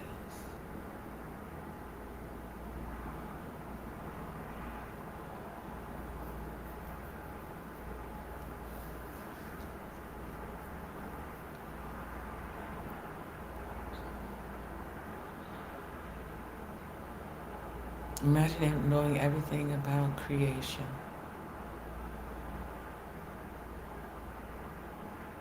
And seeking to destroy it at the root before it can take root.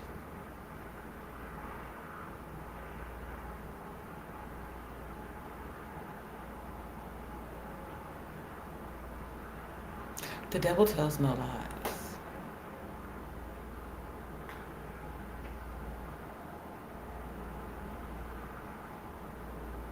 The devil sees what's inside of you too.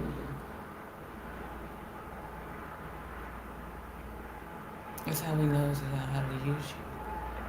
It's the same way that God knows how to use you. That doesn't make God and the devil the same.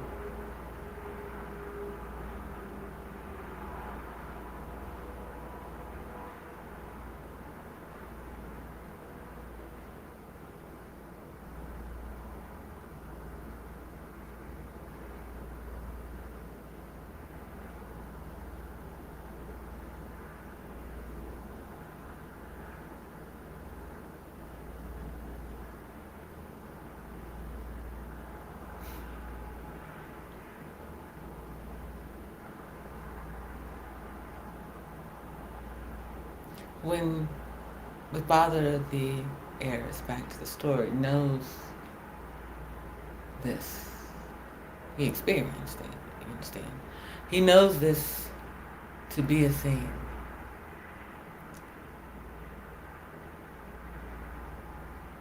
He's got to protect your offering in the space in the middle, right? When you expose your heart and you go to hand it over,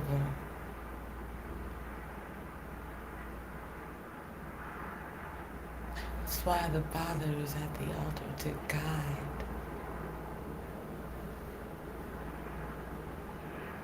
To guide that transmission.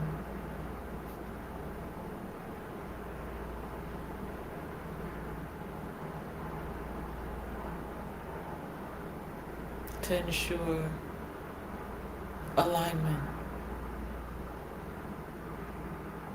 So that you don't collide and crash into one another.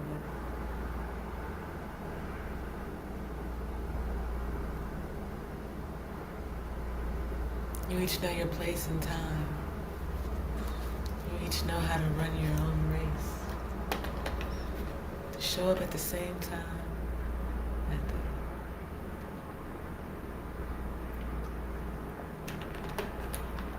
right moment.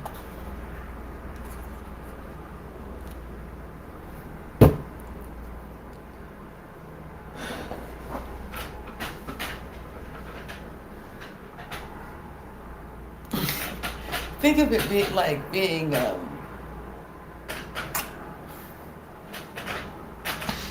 fleet leaders to the stars, right? You gotta have those tugboats that pull the stars right into the place that they're supposed to be in the universe. That's the angels and your ancestors working behind the scenes.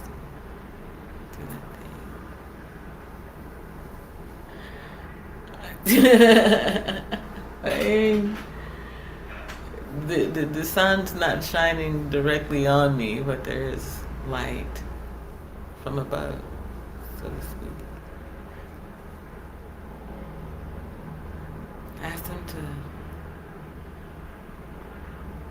to light my steps.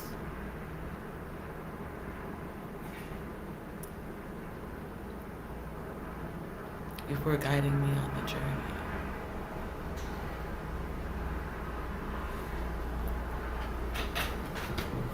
So that I could see what I felt in the darkness.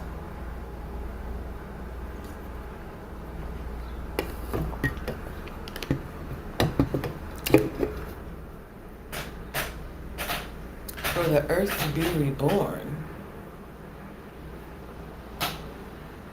for a phoenix to rise again, for a unicorn to be created.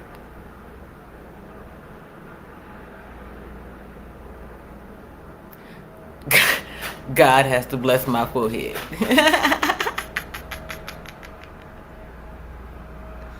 That I can't be stained by the mark of the beast. You see?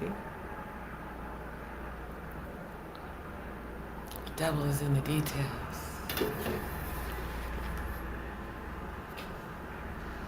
God's watching. That earth is watching. The world, the globe, the galaxy.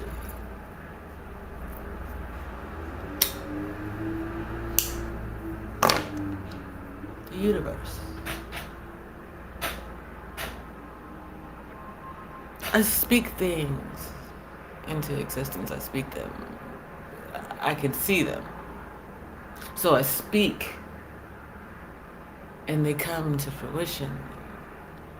It's not always for me. I'm the messenger, not the message.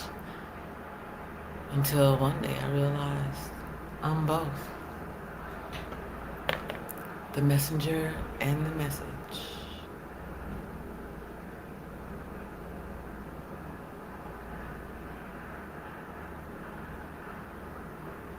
Backbiting. It's the chewing of one's flesh.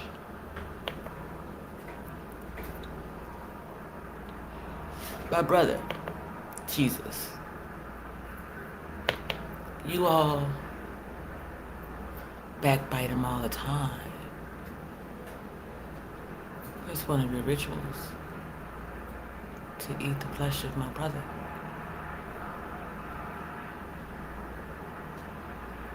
You drink my brother's blood. Right? And then you pray in his name upon other people. You are wolves in sheep's clothing.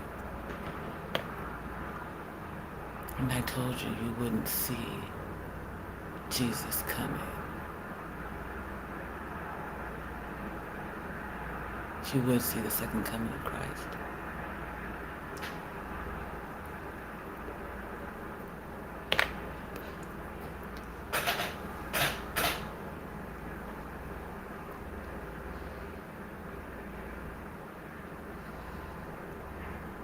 God in the body.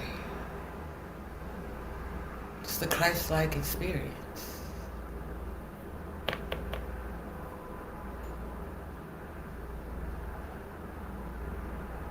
Accepting what God is offering.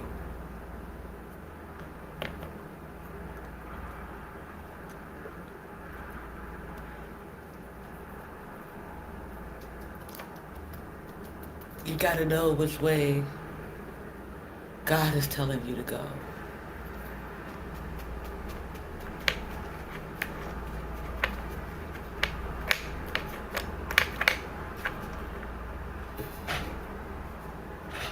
devil could even show up as God one day.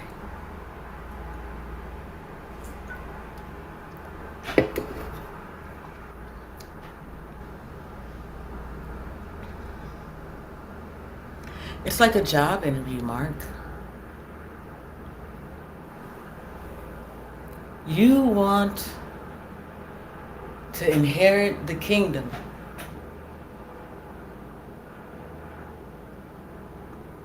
You want to inherit God's house. You got to come to him clean and whole. Not with a hole in your soul. You can't sell some portion of yourself away. You have to sell right into that place.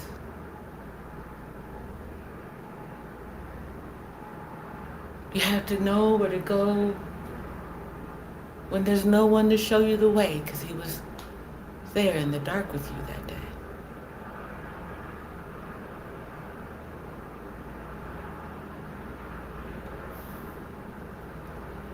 You have to stitch the fabric of time.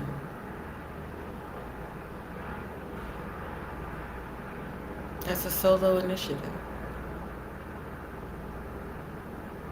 You have to do it on your own.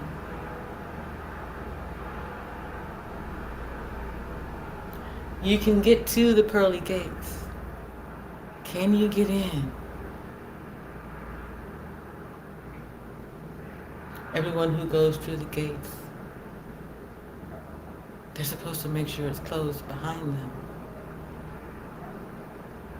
The devil's in the details. If you leave the door open, he can get in.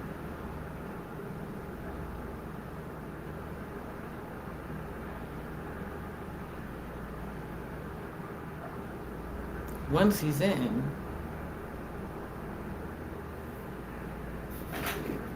then what? Can you get him out?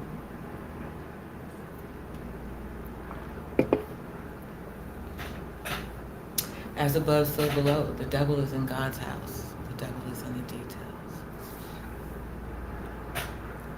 There would come a day when the devil would rise again. And it would be that battle for creation. For human existence. Excuse me. That's how the light gets turned on. Clashes. The titans, thunder, the lightning.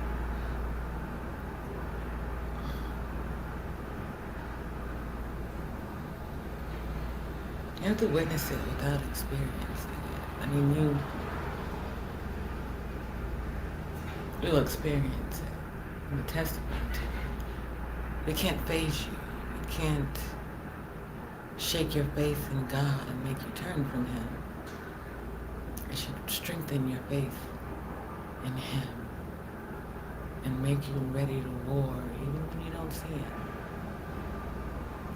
You gotta fight for love. You gotta fight for God.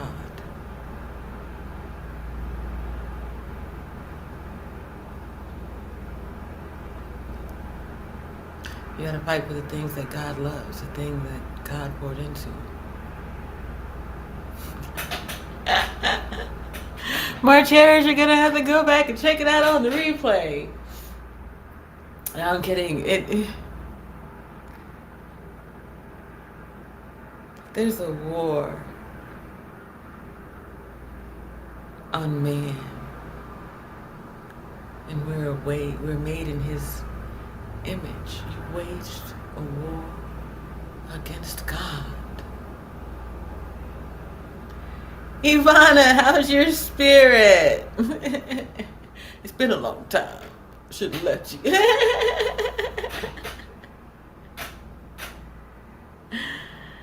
Oh, that's kind of funny.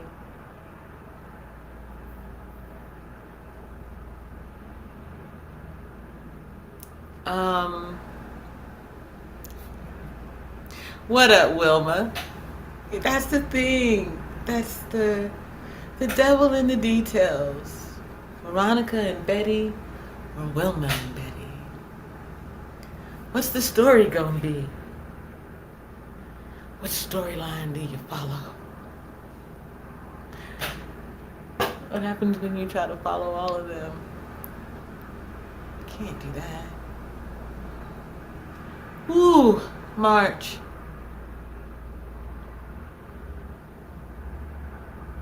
Imagine knowing you're going to inherit the kingdom. What's going to happen? Knowing you're going to inherit the kingdom, what will God allow you to witness and experience? What would He want you to testify to?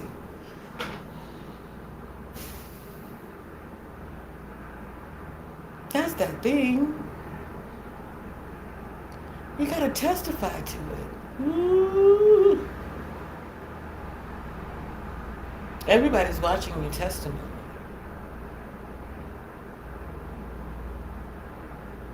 Everybody's waiting to see if God's gonna show up for me. I missed you, Ivana. I was like, man. I'm proud of you for going after doing the things that you enjoy doing.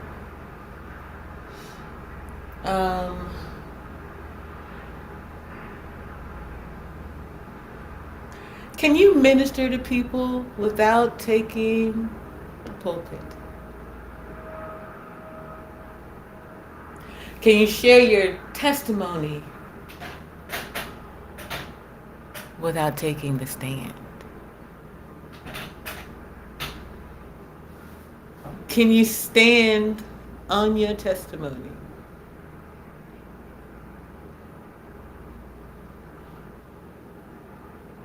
Can you stand in it? Think about that. That's how God works, right? I'm going to have you testify. Testify to who I am and the blessings that I have bestowed upon you. I'm going to have you testify to that in front of the entire world. I am going to have you let the world know that I speak through you, that the Holy Spirit is with you and I have had you at all times. I'm going to create you to be able to testify to that thing.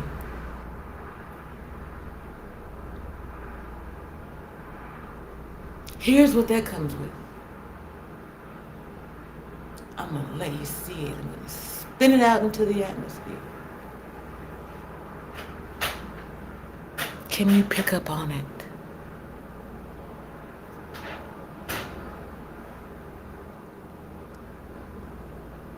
Can you see it for what it is?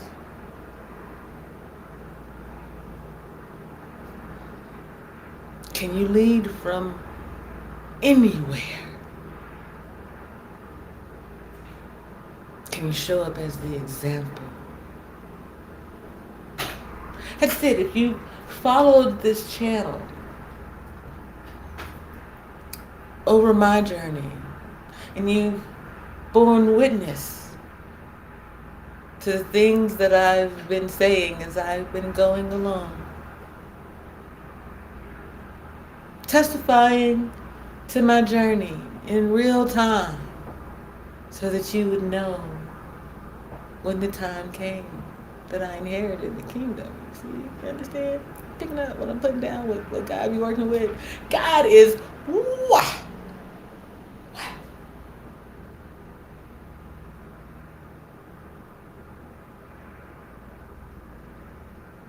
He'll come down. Check in on you, see you, to make sure you're okay.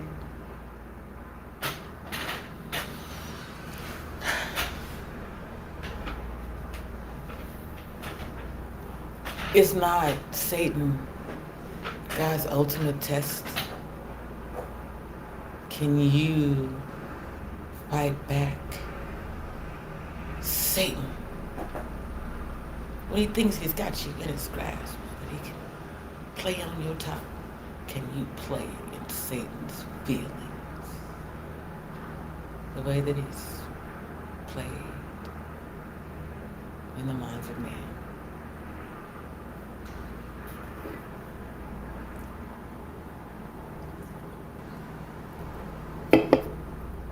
Can you restrain him? Can you detain him?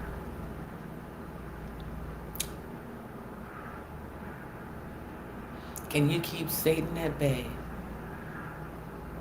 long enough for your heart to be weighed several times over?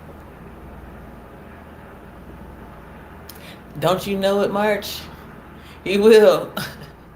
Right as you're about to shoot that shot, Satan will be like, psst. Hey. You know your 3-point sucks, right? Your point guard ain't shit. You missed this shot, I'll make you captain. I ain't missing shit. Please let me.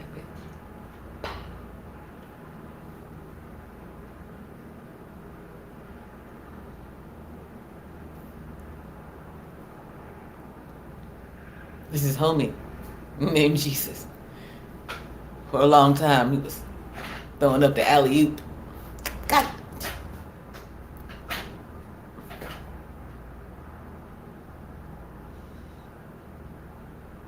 It's way back for you. Go ahead and make sure that shot go in. Your aim wasn't quite true, but you knew what you had to do. Free throw after free throw after free throw, shot after shot after shot. Until every time you shoot, that's right, Marge, it's nothing but net. Swish, swoop, and alley-oop. A layup ain't nothing. You're shooting from outside the paint, you know. Get that action right.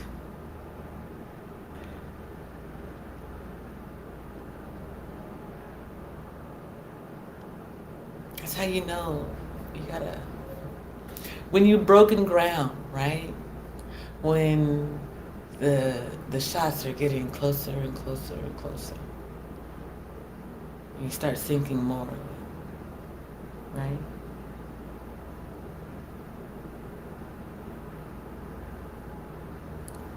Before you know it, mixing metaphors, before you know it, you sunk in Satan's battleship.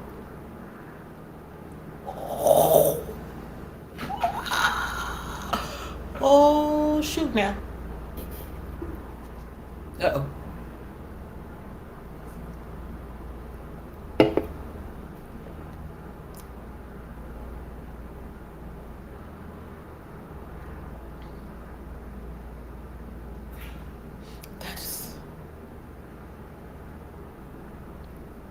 The beginning of the story.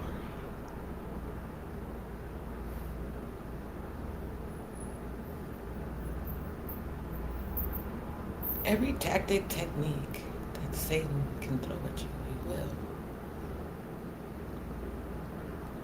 Even as I speak this, that song, Love is a Battlefield, comes to mind. Love is a battlefield. You're going to be tested. Can you remain on the ready in that war?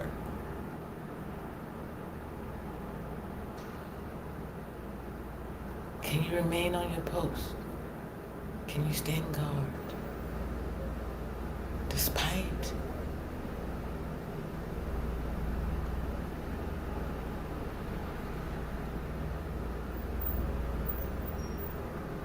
witnessing my experiences, so that God can let you know who I am, so you can find me.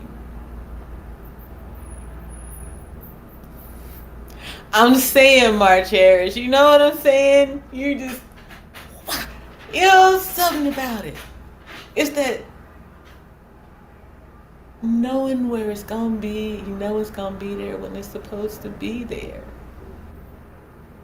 It's right there. Whether I'm looking at it or not, whether my eyes are open or closed, it's right there. I mastered that thing. I tamed the beast, the demon inside of me.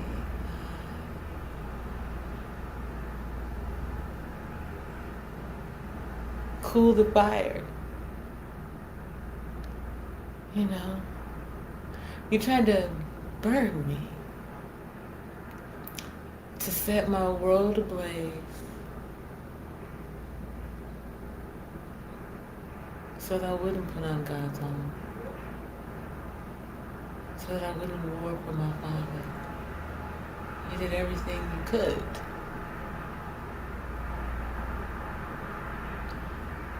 That rod and that staff strengthened me.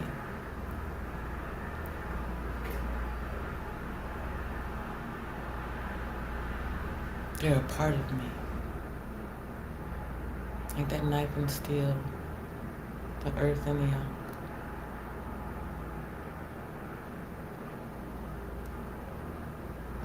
They're a part of my returning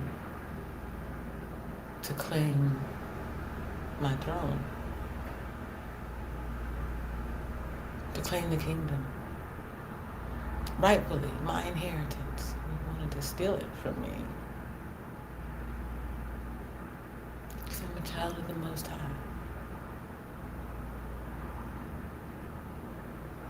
In some ways, I live beyond destiny.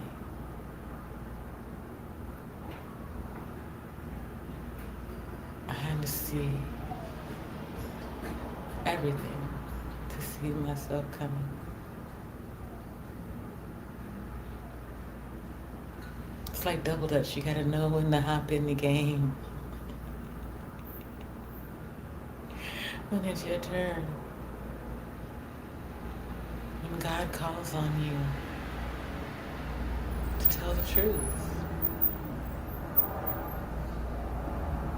When you know that you're innocent of crimes against humanity.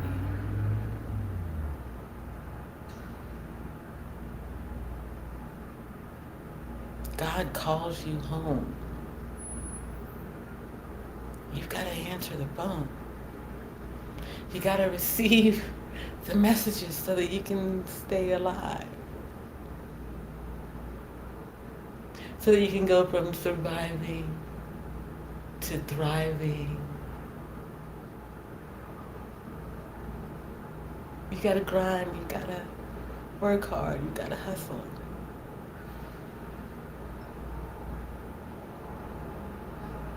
You got to build on the positive and destroy all negativity. You got to see when negative is coming for you. Envy comes in many forms.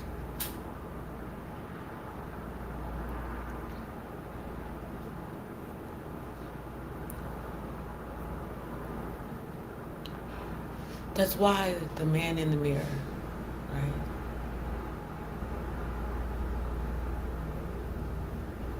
Envy is someone's ability to look at you and see themselves.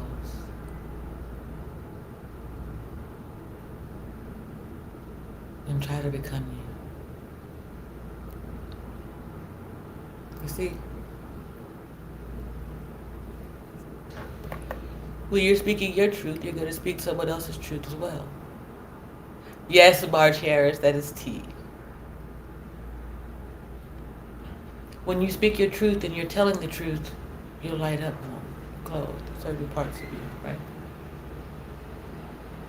You shine a light on their truth, what they were doing in the dark when nobody was watching. Eventually you shine so bright, they have to accept you. That means accepting your truth. Accepting your truth means They have to accept their role in it. I suppose maybe that's why Southerners drink tea, March. You gonna spill a little tea sometimes. You know? Me, I spill a whole lot of truth serum. That's the thing.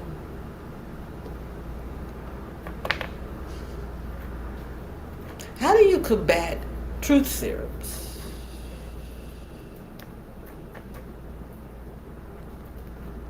When you're talking about the spiritual terrorism, we live in an age where that's a thing. That's what spiritual warfare is. Spiritual terrorism, when you focus on one thing. Let me tell you what I witnessed at the Gospel Rescue Mission.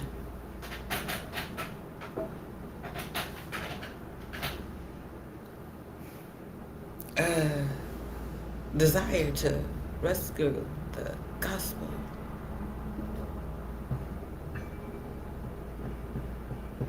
To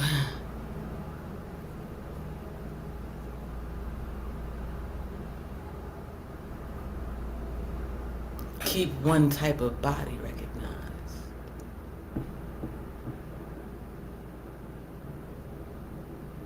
To colonize the mind again.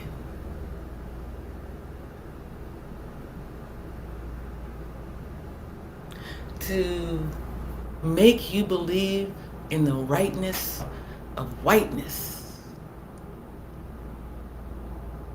Not your inner light, your inner being.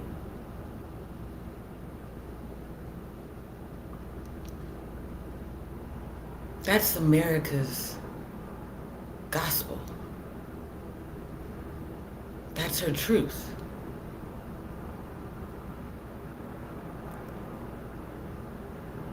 They colonized the mind.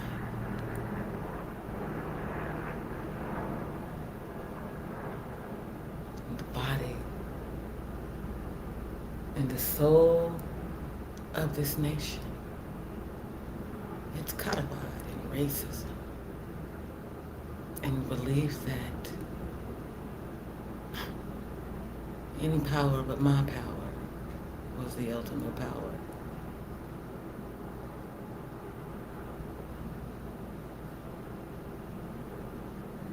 To make you believe that you're God so you don't need God. You hold the power of life, technology, in the palm of your hands. What are you going to do with it?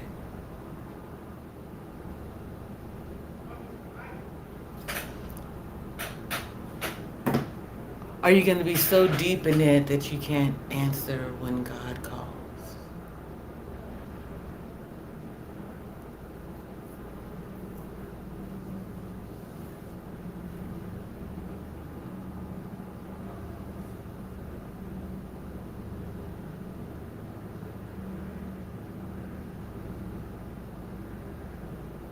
How do you know when you come through the thick of it?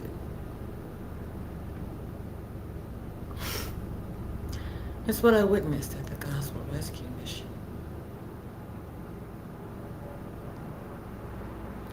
America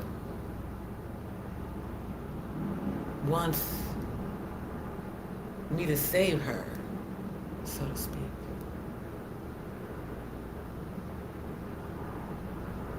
God bless March Harris. Only allies apply. America wants to be saved from her demons.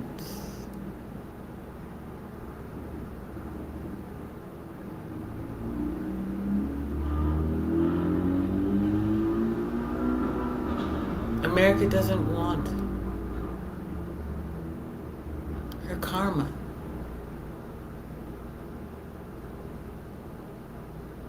I'm not your problem. I will be your solution. It doesn't make me karma. makes me the light irritating your demons.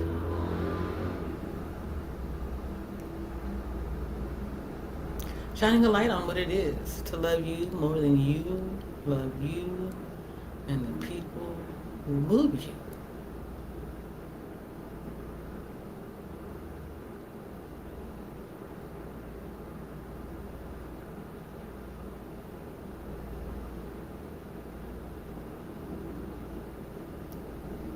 When you think about uniting the nations to go on this global journey of exploration,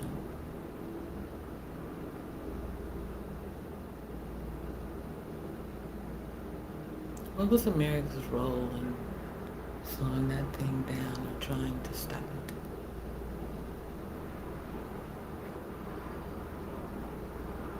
Who all played a part?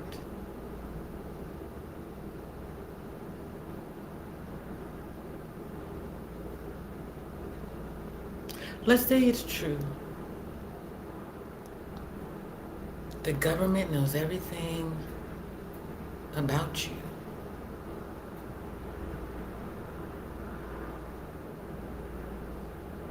They know how you were created.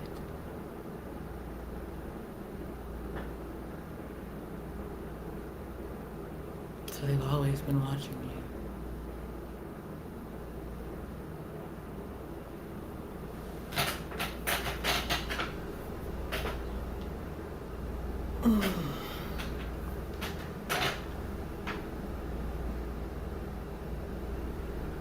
Of course, there'd have to be man-made trials and tests and tribulations, and you'd have to determine, was it the enemy, a friend to me, or something I had to go through to be prepared? Or what's next? The second coming.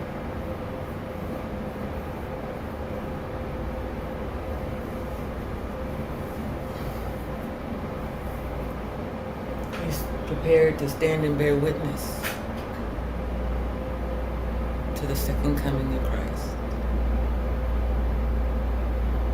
and say nothing,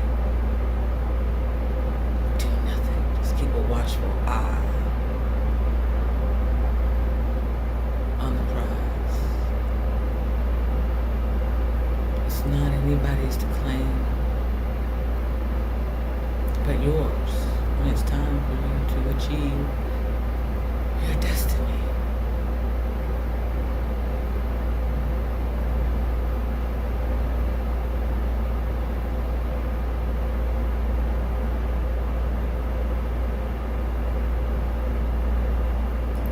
Christ in the body.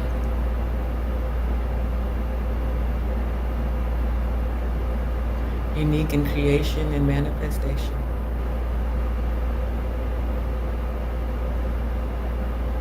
Groundbreaking. To be the first of something and the last simultaneously.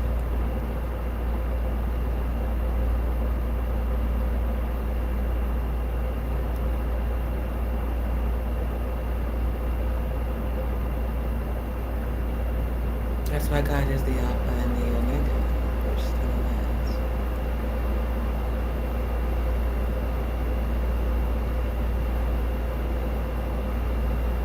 Gotta stand in the void and flip that coin. Turn things right.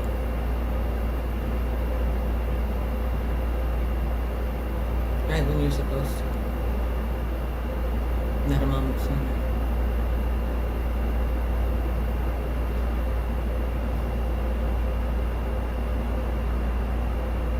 God fine-tuning your frequency.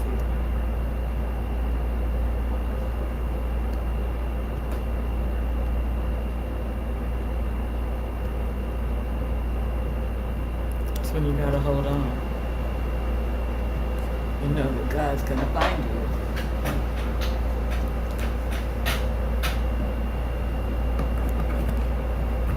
Give me a second.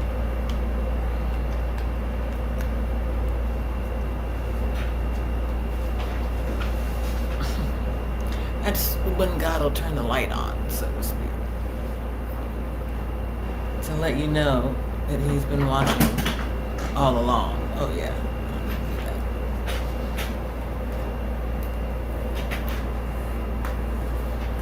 When you've got nobody to turn to,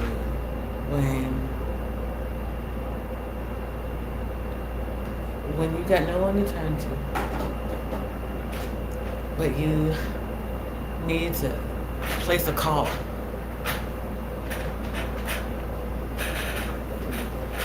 Can you call on God?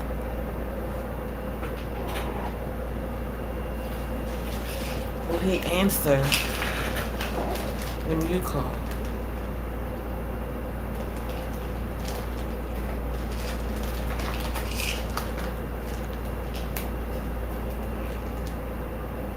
If God's on the main line, are you gonna pick up or not?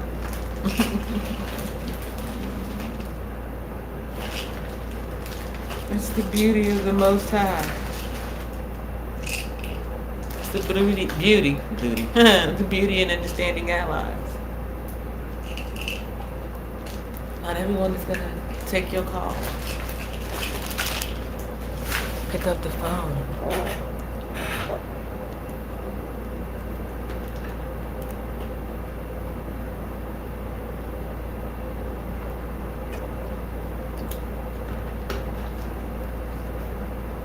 Not everyone is going to ghost you either. Sometimes there's just other things that need to be done, and then you can talk.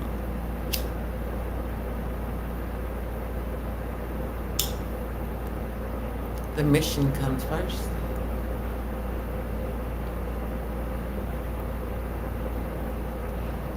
The mission to rescue God's people, not the gospel.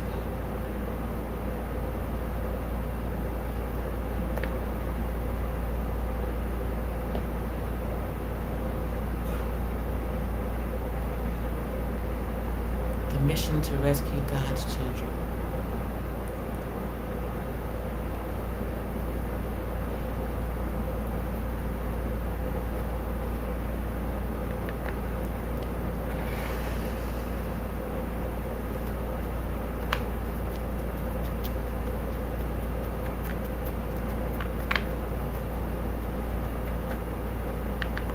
I saw America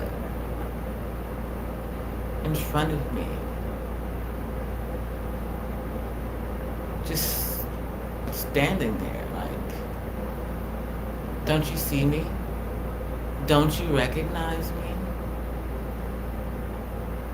I'm liberty, aren't I? You want liberty.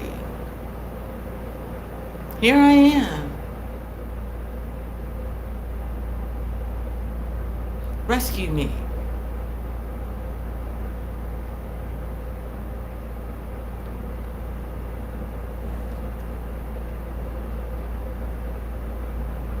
Rescue America.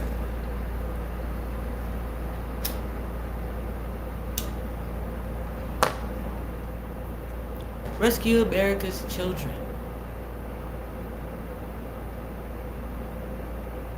Rescue me.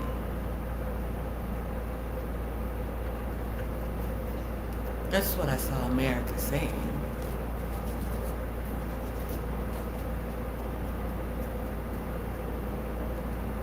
We don't know how to do it. To rescue our children from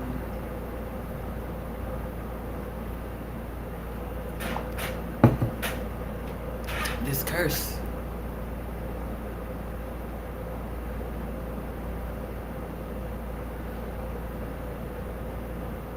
How do we rescue ourselves? That's what I heard America asking me. Dang it, I thought I bought a soda. I guess not. Maybe that's why I bought the tea. Who knows? Anyway.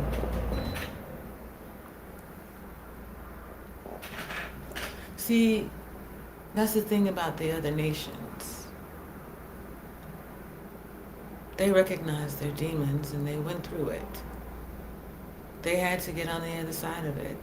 The Holocaust, Germany had to do a thing, you know? Recognize how the mind was used, how the people were used, how they turn a blind eye to atrocities.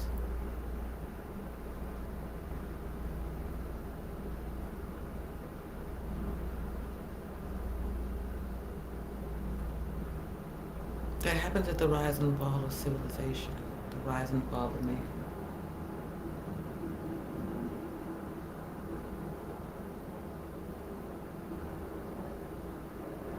Imagine closing the book on that chapter and opening the book on peace, love, and prosperity through community, through humanity working together. All of us finding the similarities in the idiosyncrasies in the frequency change.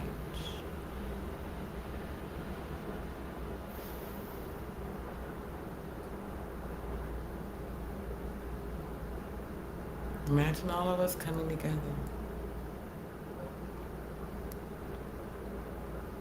to stand at the ready until the moment when God calls us.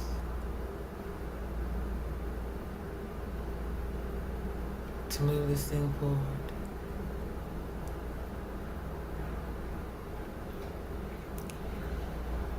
To decolonize the mind.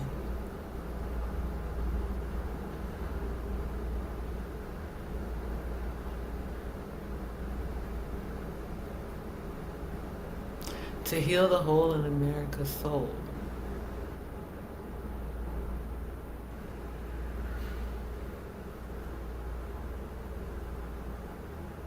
By taking our place amongst the stars and inheriting the kingdom.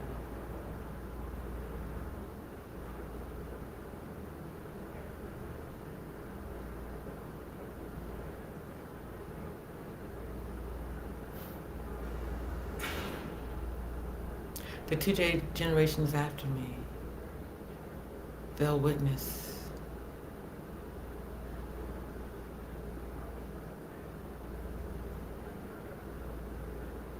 the dying gasps of America's history.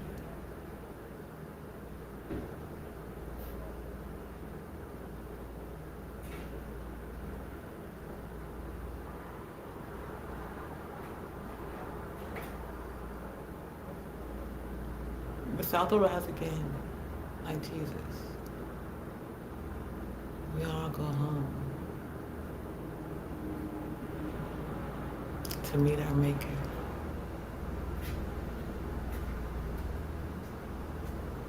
To offer ourselves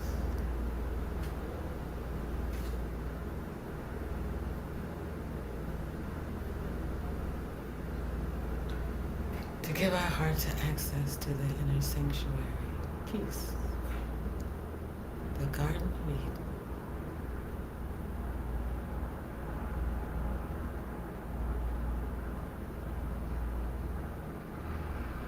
To return home and build on God's land, on God's house. To build on the foundation of man.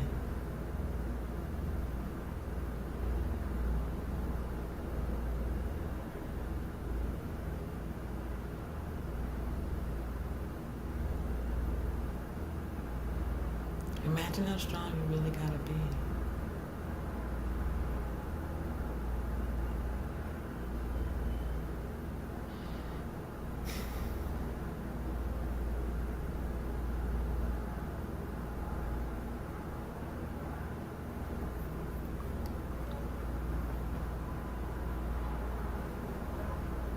So the air is knowing all these things. She protects her inner sanctuary, her peace above all things, because it's peace she seeks.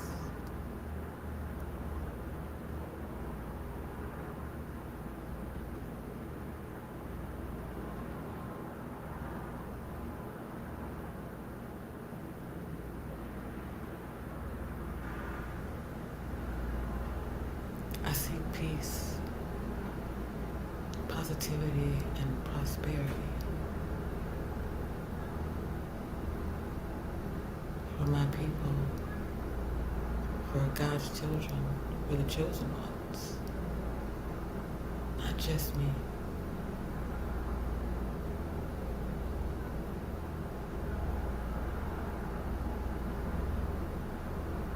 Investing in me doesn't mean that you're going to see everything. It doesn't entitle you to that type of access to me.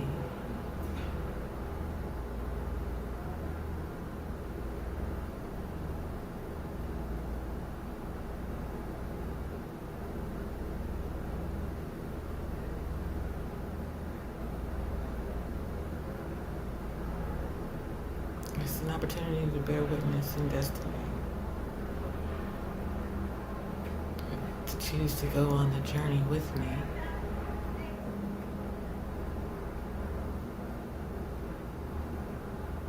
You would have to understand the spiritual warfare coming and stand guard against it.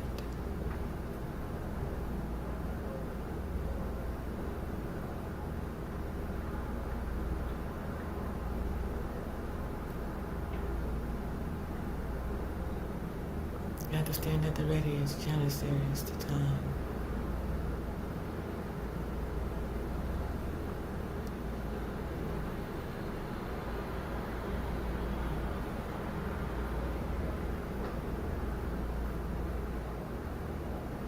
You have to keep the oath that you've sworn.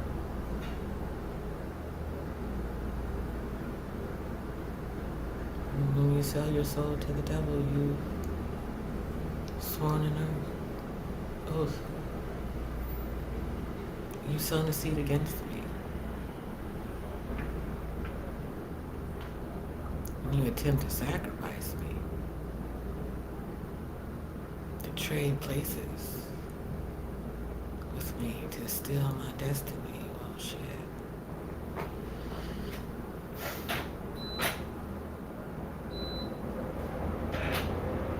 What do you think you should have the right to after that?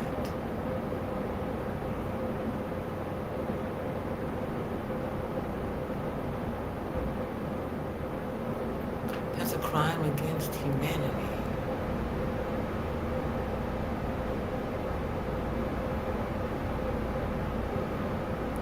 To steal someone's soul, to try and replace it, to clone them.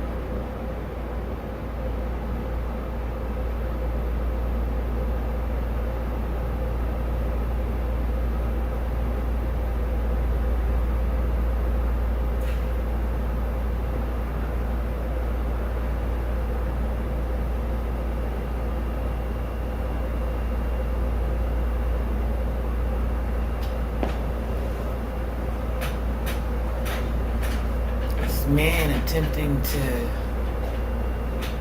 beat God in the Matrix, so, you know.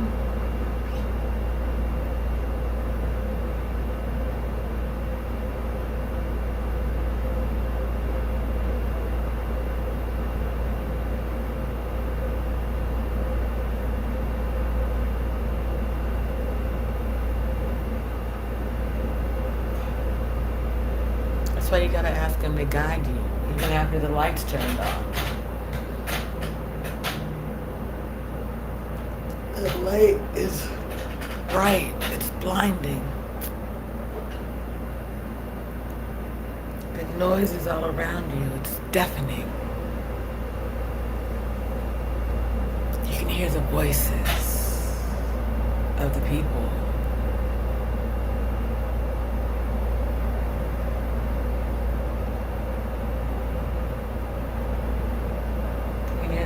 crying out in agony.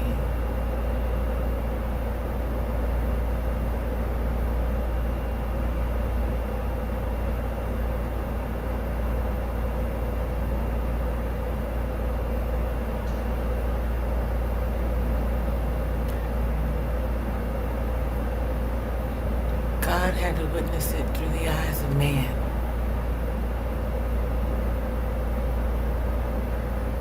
So that he could understand.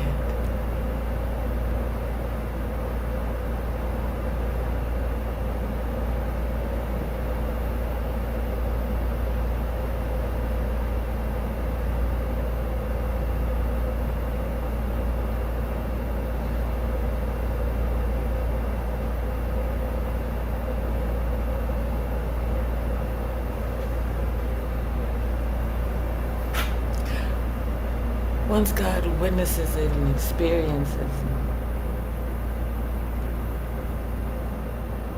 you know, through man's eyes, he can determine how to act accordingly. When you throw up all the flares and the roadblocks and the signs,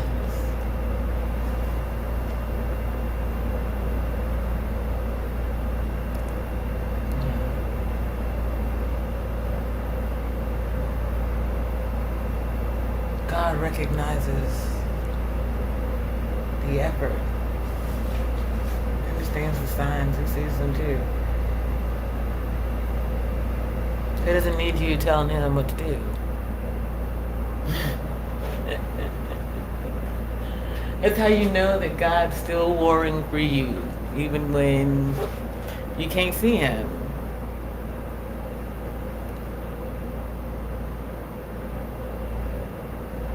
God's war is man's war. And the other way around. Man has to choose. 10 toes down. God. Above all else. You gotta know where you came from so you know where you're going home to. You gotta know what God's got in store for you. What the road ahead could be like.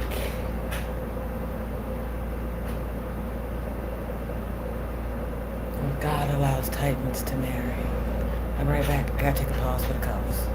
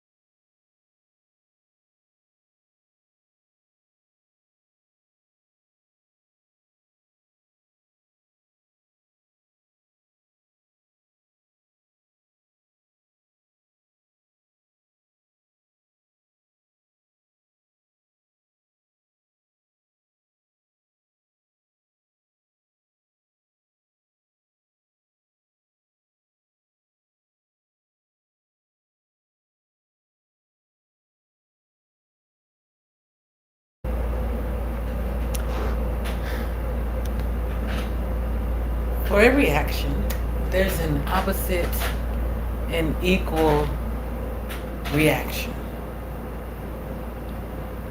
That's the law of something. Forgive me for not going back on my mental Rolodex to find the actual law with the thing. All right? Okay. So, every action, there is an opposite and equal reaction. That's this. I do a thing, you do a thing. I do a thing, you do a thing. I do a thing, you do a thing. Rah, rah, get it, right?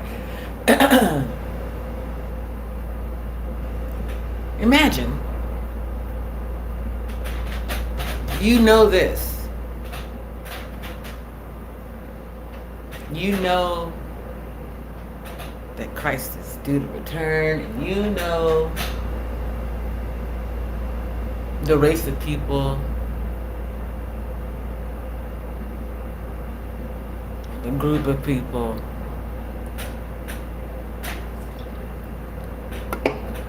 you know who he'll be coming back to save. Well, you can't kill him. Because he's got that protection, that shield, that armor. Can't kill him.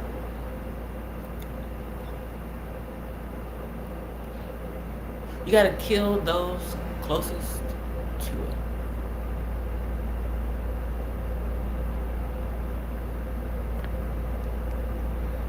The children.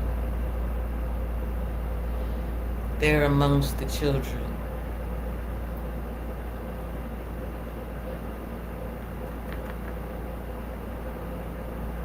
Amongst the seeds.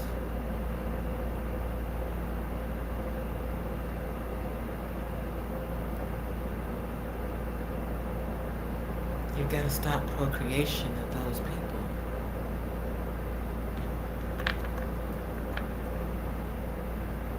Can't let them keep multiplying.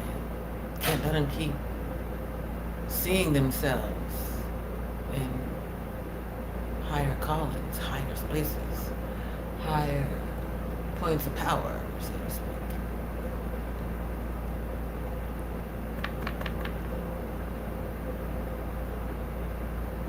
So you put someone in office who looks like that.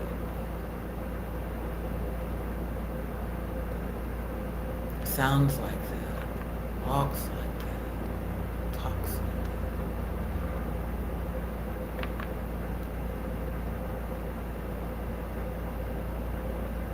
that. Somebody you can tell is really not them. When the white elite began speaking for the people, they're not the body politic. God believes in politics. And giving man choices.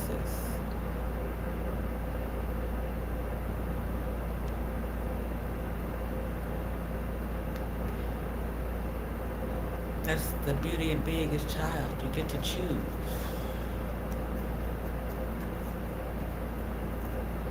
The government and man, they're trying to take that from you. To draft you into believing a lie. That God's not coming.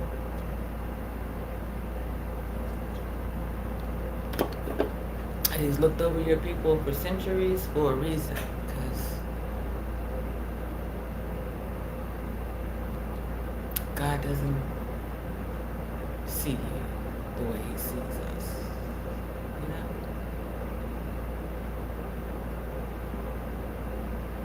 The fear is that when you come to the awakening, the understanding that all this time they were stealing your energy to create their escape.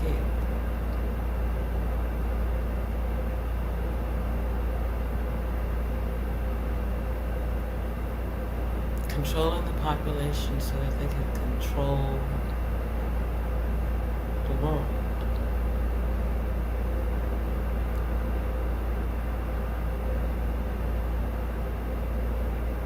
To block pathways of communication between God and His creation.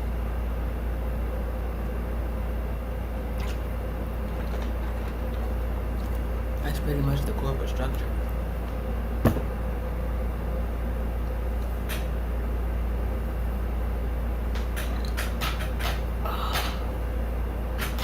A conglomerate, that's a consensus amongst allies across the board that it's time for a generational change, a shift.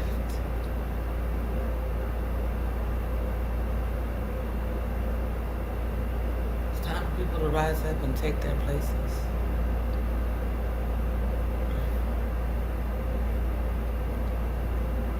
We are God's creation.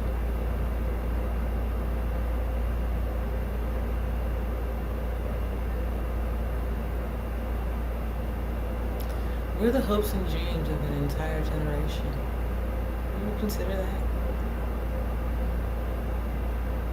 Millennials, no matter what race we are or anything, when you think of us as just beings, spiritually, our parents put their hopes and dreams into us.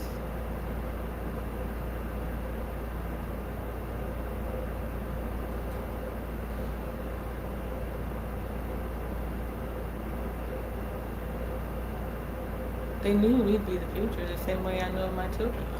You know what I mean?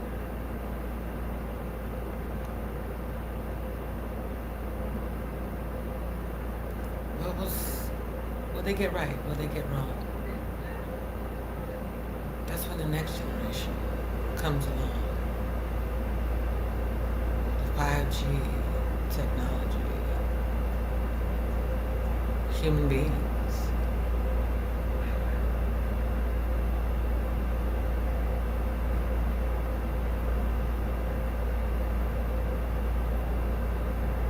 We are the element that leads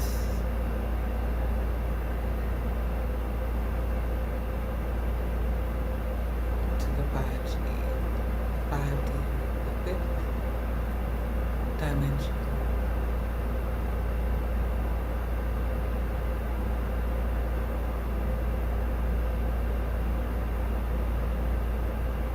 That's what it means to inherit the kingdom.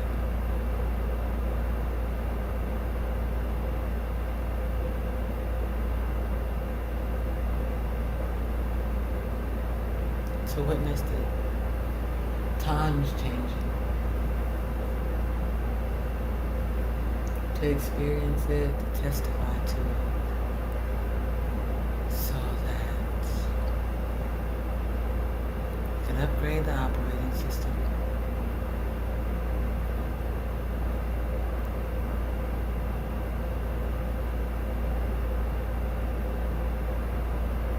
to bring online generation of empowered minds. Power to the people. You know what I'm saying? That's the thing. Come and get out of here. Keep your spirit up. I'll see you in the streets. God loves you. I do too. Someone's